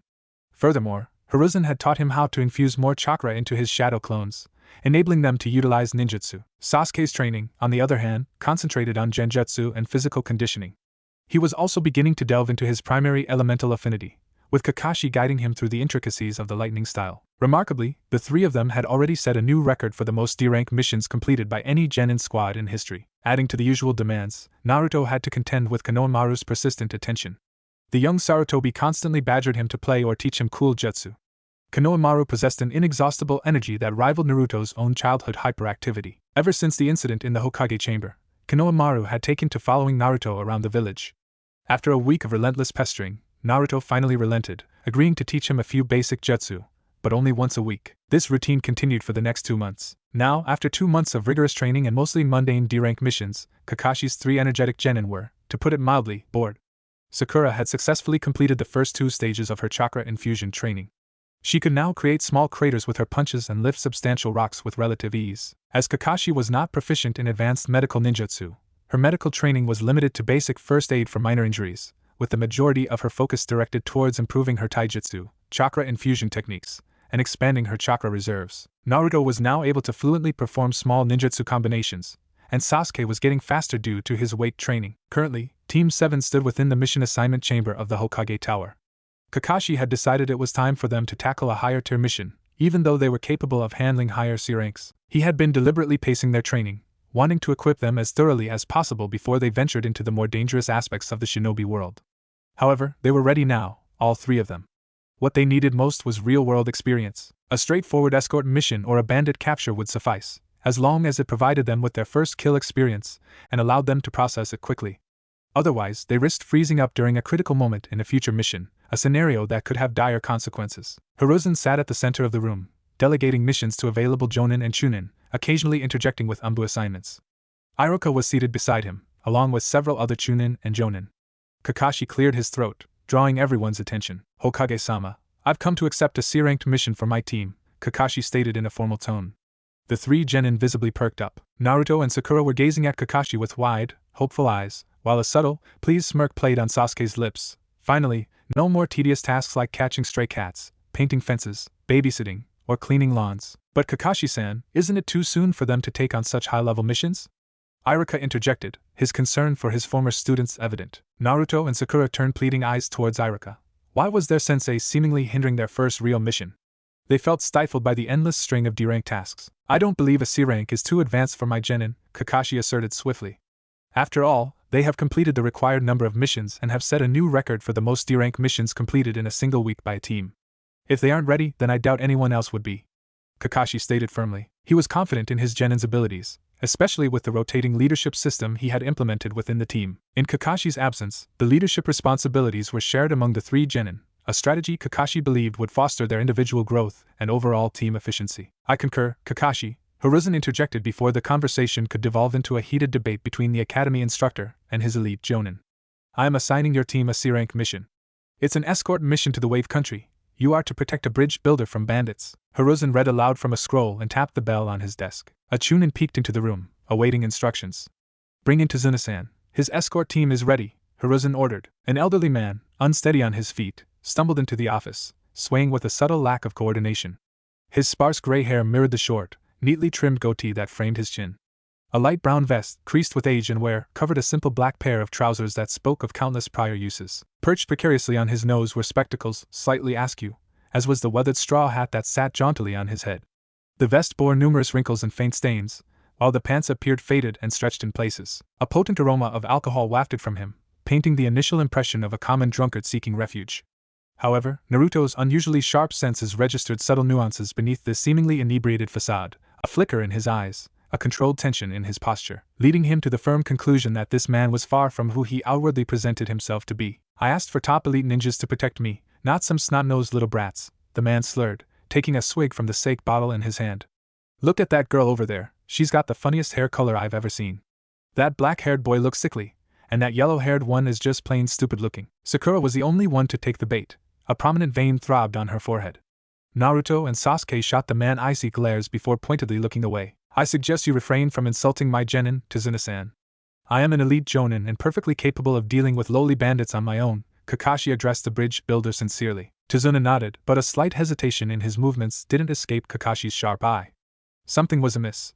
Tazuna was either unsure of Kakashi's abilities or deliberately concealing something. Regardless, Kakashi instructed his genin to pack supplies for 2 weeks and meet him at the village gates in 2 hours. The three accepted the order and departed for their homes to gather the necessary provisions. Naruto efficiently packed food, clothing, kunai, shuriken, and a sleeping bag into separate, sealed scrolls. Learning the art of sealing had been one of the first skills Jiraiya had taught him during their ninja arts lessons, applicable to both living and non-living items. He tucked the scroll containing food, clothes, and his sleeping bag inside his jacket, while he hung the weapons scroll securely at his waist. He also swapped his half-sleeved shirt for a full-sleeved one, strapped his bow's staff across his back, and then headed off to inform Anko about his upcoming mission. It was a non-negotiable step. Failing to tell her his whereabouts would result in her tearing the entire village apart in a frantic search. In recent years, Anko had become a constant presence at his home when she wasn't on duty. Their bond was that of siblings in every sense but blood, marked by constant bickering yet deep mutual protectiveness. She would check on him multiple times a day, sometimes as often as 4 times. A well-known saying among the villagers was, if you don't want to incur the wrath of the snake mistress, don't even think about touching her brother. It was common knowledge that Naruto was fiercely guarded by the merciless Kunoichi. This possessive affection was not surprising, given Naruto's unique ability to draw those who truly knew him into a circle of deep affection. The genin arrived at the village gates simultaneously, finding Kakashi and Tazuna already waiting for them. Kakashi noted the absence of any visible packs on the 3 genin. He knew Jiraiya had taught Naruto how to create and use sealing scrolls, yet his curiosity got the better of him. Why don't I see any bags on your shoulders? It was Sasuke who replied, pointing towards Naruto. He packed our supplies in sealing scrolls for better movement. Kakashi nodded, a slight shake of his head accompanying his acceptance, and then led them out of the village gates. While Team 7 was immersed in their training till they dropped during the previous month, other genins of their batch were also developing and discovering new skills in themselves. One of them was Hyuga Hinata. Hinata had changed herself completely. She wasn't the same shy and timid girl from a few years ago. She was tired of being weak and being protected. Naruto was correct in that perspective. She needed to be strong, if not only for her sister Hanabi, She was the cutest little thing Hinata had ever seen. Hinata had sudden urges to protect her as soon as her eyes landed on the small girl. Naruto had saved her twice till now, but he wasn't one of those who would demand a price for the same deed, and that singular personality trait of his made him truly different from others. No one would help another without searching an advantage for themselves in it. She was mesmerized by those deep blue eyes of his. They shone equally bright every time her eyes landed on them. They reminded her of the true visage of a vast extending sea. He was a warm beacon of comfort and positivity for her. Hisashi had taken her under his training. He was already notorious within his family for being unyielding. Only Hayashi and Hisashi's wife were able to make him do anything. Though she was never weak or undeserving of her title, Hisashi was the only one who trusted her capabilities, unlike his twin. He knew Hinata wasn't weak, she was just kind-hearted, like her mother, and the clan elders were persistent on making her become an ice princess. After testing her affinity, it was discovered that she had a strong affinity for Suiton, and she was incompatible with Earth-style Juken. There were only a few known water users in the Hyuga clan till date, Hinata's mother being one of them. Clearly, Hinata had inherited her traits, as she was kind-hearted and had an affinity for water. Currently, there were only 3 members of the Hyuga clan with Suiton affinities: Hisashi, Hinata, and a side branch member, named Hisoka. Hence, Hisashi felt pride in his student, and this pride increased as time passed. For, Hinata had developed a new taijutsu style of her own with the help of Hisashi, instead of solid defense and strength-based attacks. Her style used swift movements, agility, endurance, and speed as its base. It utilized quick maneuvers and speed strikes as offense while swiftly dodging as defense, which could be sustained due to her endurance. As an heir, she had to learn politics, history, and all other subjects from a tutor chosen by the clan elders. By the end of her academy years, she was one of the top 4 students, only being surpassed by Naruto and Sasuke in physical prowess, and Sakura in knowledge. Meanwhile, Nara Shikamaru was a lazy boy who avoided any type of physical exertion without need. Everyone knew this fact, but only a few people knew just how cunning and presumptuous the said Nara could be. Shikamaru had 2 best friends as close as brothers: his tall, big-boned friend, Choji, and the yellow-haired, loud-mouthed troublemaker, Naruto. He knew something was different about Naruto. Unlike the other members of their small all-boys team, he had noticed the looks Naruto received from civilians, and he didn't like it. The Nara clan was known for its laziness, sharp minds it produced, and their troublesome wives they took in. It was no secret, for his family, that Shikamaru was almost unbeatable in shogi. Since Naruto began displaying most of his skills and rising quickly through the ranks, Shikamaru was also interested in showing some of his skills. He could have replaced Sakura in the top 4 easily, if he had wanted, but that would have been quite troublesome for him. So he took his place somewhere in the middle, just below Ino, the girl who was as obnoxious as Naruto was in his first few years of the academy. However, the playful competition took a turn into utmost respect for the blonde brat when Shikaka told him about the responsibilities Naruto has been carrying for years and will continue to do so until he dies. The day after his graduation, Shikamaru received a call from his father asking him to come into his office. This was highly unusual, as Shikamaru was not a frequent visitor to his father's office.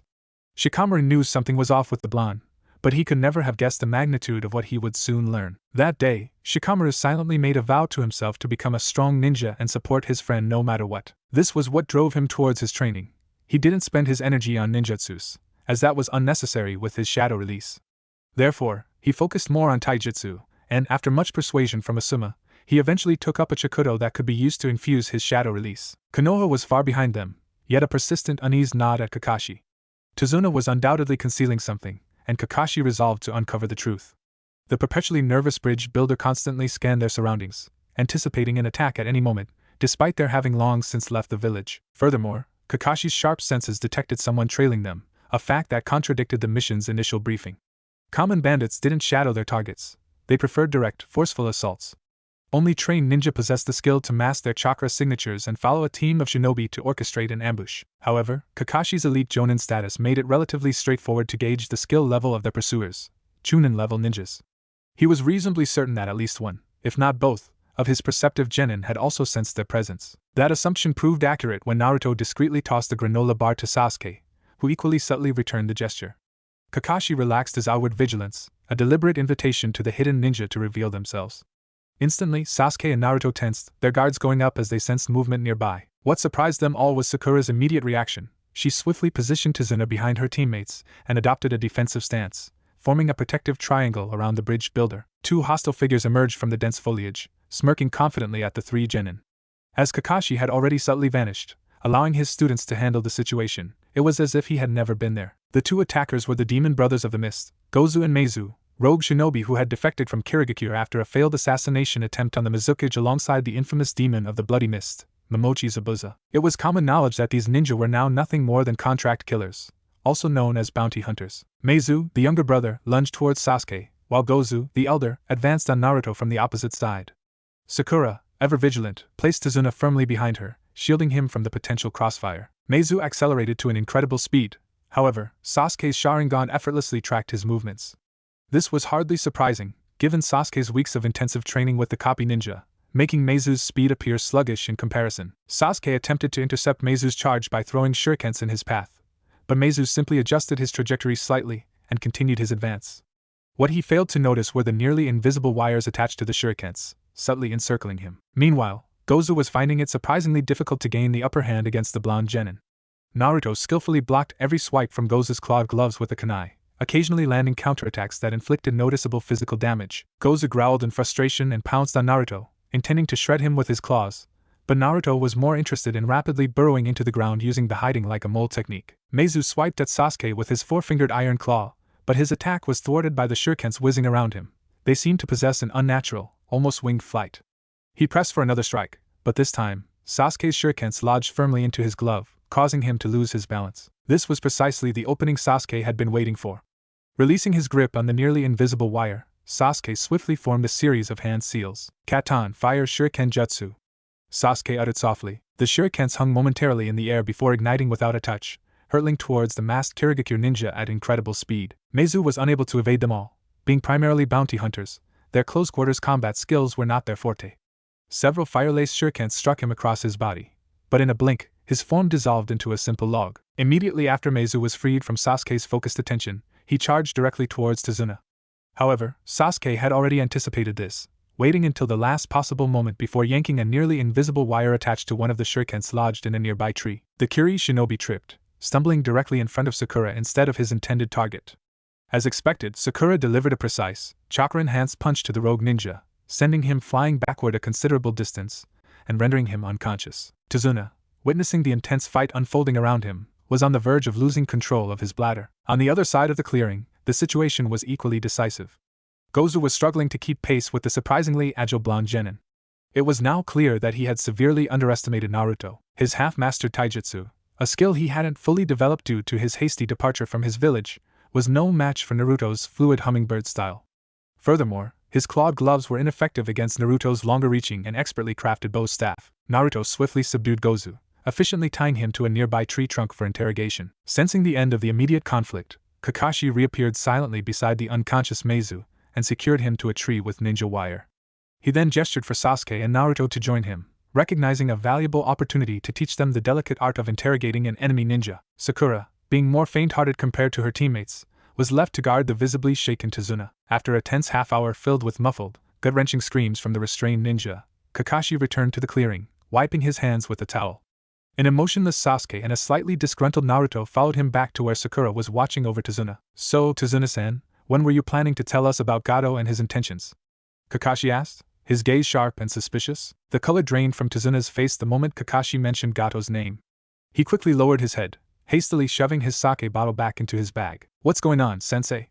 a confused Sakura asked, glancing at each member of her team. Apparently, Tazuna-san here neglected to mention that our C-rank mission is actually a disguised B-rank. He conveniently omitted the fact that he's being pursued by shinobi, not just common bandits, Kakashi explained to Sakura, while Naruto and Sasuke exchanged pointed looks at the bridge builder. This deception could have cost them dearly if they hadn't possessed skills beyond typical genin level. "So, are you just going to leave me?" Tazuna asked fearfully, his eyes pleading with Kakashi. "I have a daughter and a grandson. The entire village is under Gato's tyranny. Please, you have to help me. I promise I'll pay you in full once I can." Tazuna's voice was desperate. "Besides," he added bitterly, "if you leave me here, they'll kill me and then my family." Team 7 was conflicted. On one hand, they were angry at Tazuna for his blatant lie about the danger they faced. On the other hand, they couldn't simply abandon an entire village to suffer under the rule of a ruthless tyrant because of one man's deception. They knew they were capable of handling threats at least up to the Chunin level. And with Kakashi present, even the most skilled Umbu wouldn't be an insurmountable obstacle. "It's not about the money, Tazuna-san," Kakashi said stoically. "My genin are still in their training stages. I don't want to needlessly put their safety at risk, and frankly, your actions have made it clear that you are the last person I would trust." Tazuna visibly flinched at Kakashi's harsh words, his head dropping in shame. But Kakashi began and Tazuna perked up at the word. "If they give their consent, then we can move forward, or return back." Kakashi continued suggestively. I'm sure Hokage-sama would allow you to take an Umbu squad with you to your country. He asked his genin, what do the three of you suggest? I want to continue. Naruto perked up. Kakashi knew it wasn't the blonde but his adrenaline speaking. I agree with him, Sasuke grunted, pointing toward his teammate. Me too, Sakura said firmly. She wasn't going to come across as the weakest of the three. Kakashi eyed them carefully before sighing lightly. If you're confident, then we can get going, he said, turning toward the man whose face was lit up by a smile. The journey to Nami no Kuni commenced at a steady pace. The path ahead opened to reveal a broad expanse of water, its surface reflecting the overcast sky like a sheet of dull metal. A skeletal structure jutted out from the far bank, a jagged line against the horizon. Rusty iron beams reached tentatively across the water, meeting nothing but empty air halfway. Unfinished planks lay scattered like fallen dominoes along the incomplete span, a silent testament to interrupted work. The river flowed steadily beneath the fractured bridge, indifferent to the halted ambition etched against the skyline. Tazuna waved his arms, finally catching the eye of a weathered boatman on the far bank. Soon, a small wooden boat bobbed gently against the near shore, their passage secured. As they drifted along the river's murky surface, the thick fog that had shrouded the landscape began to thin. Patches of gray dissolved, revealing the incomplete bridge in its stark reality, a testament to halted progress stretching forlornly towards the opposite bank. Towering white pillars, smooth and precisely hewn, rose to bear the immense weight of heavy stone slabs. These slabs, each a perfect square, fit seamlessly together, creating a pristine white pathway stretching into the distance. Along the edges of this path, vibrant red pillars punctuated the whiteness, adding a striking contrast to the otherwise monochrome structure.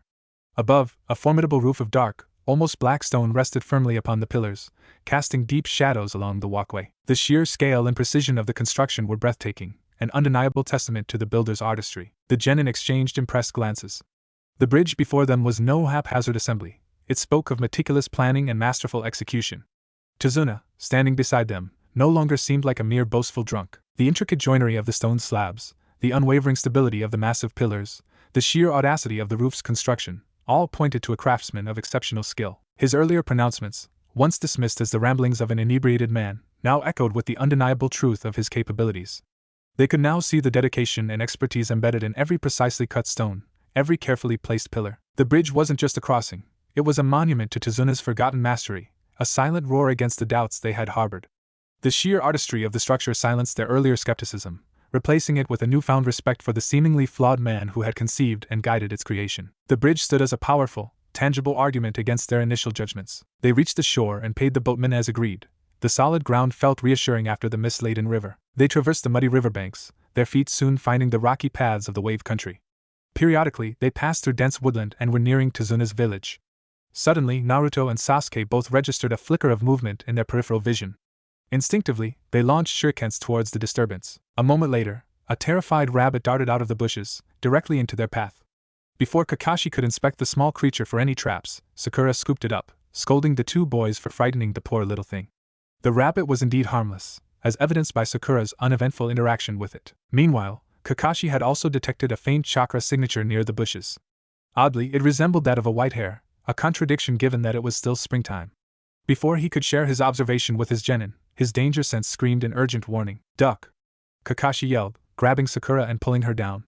Sasuke reacted instantly, grabbing Tazuna and dropping into a prone position, while Naruto was already flat on the ground. Swoosh, swoosh, swoosh. Thump. A massive sword with an oversized handle whistled over their heads, narrowly missing them, and embedded itself deeply in the tree behind them. Kakashi turned from his crouched position to see a man standing on the handle of the heavy blade, facing them. Momochi Zabuza. This man exuded a palpable aura of menace, a silent testament to his infamous past. He was Zabuza Momochi, one of the dreaded seven swordsmen of the mist, a title forever stained by his chilling epithet, the demon of the bloody mist. That gruesome moniker wasn't merely a dramatic flourish, it was earned through an act of unimaginable horror. During his graduation exam, a bloodbath unfolded as Zabuza single-handedly slaughtered his entire academy class. The sheer monstrosity of the event sent shockwaves through Kirigakure, forcing the village to fundamentally alter its graduation protocols in a desperate attempt to prevent such carnage from ever repeating. He was a fighter of brutal efficiency, driven by a ruthless ambition that had even led him to attempt the assassination of the Mizukage himself, a testament to his formidable power. Kakashi knew, without a shadow of a doubt, that Zabuza Momochi was an A-rank shinobi, a threat to be reckoned with. His mastery lay in the fluid power of Suiton ninjutsu and the deadly precision of kenjutsu, skills honed to lethal perfection, as was common among the seven swordsmen. Any rational mind would recognize the grave danger he posed. Given even the slightest opening, Zabuza could, and most certainly would, end Kakashi's life without hesitation. Zabuza's gaze, sharp and calculating, remained fixed on his opponent. Kakashi Hatake, the copy ninja. Even amidst the ever-present mists of his homeland, hushed whispers of this Konoha shinobi carried a weight of respect. Kakashi was more than just a highly skilled ninja. He was a living legend, his name resonating throughout much of the elemental nations as a testament to unparalleled versatility. Tales abounded of his vast arsenal of jutsu, a staggering collection rumored to number in the thousands, each learned and mastered through the power of his unique Sharingan. The crimson glint of that renowned eye, a mark of his legendary skill, was a harbinger of imminent danger, a virtual death sentence for any unfortunate enough to face him in a serious encounter. Once that distinctive eye locked onto a target, dissecting every minute muscle twitch, every flicker of intent, escape became a near impossibility. Kakashi Hatake, an elite jonin of Konoha, stood as a formidable force, his power and experience undeniably placing him within the upper echelons of A-rank shinobi.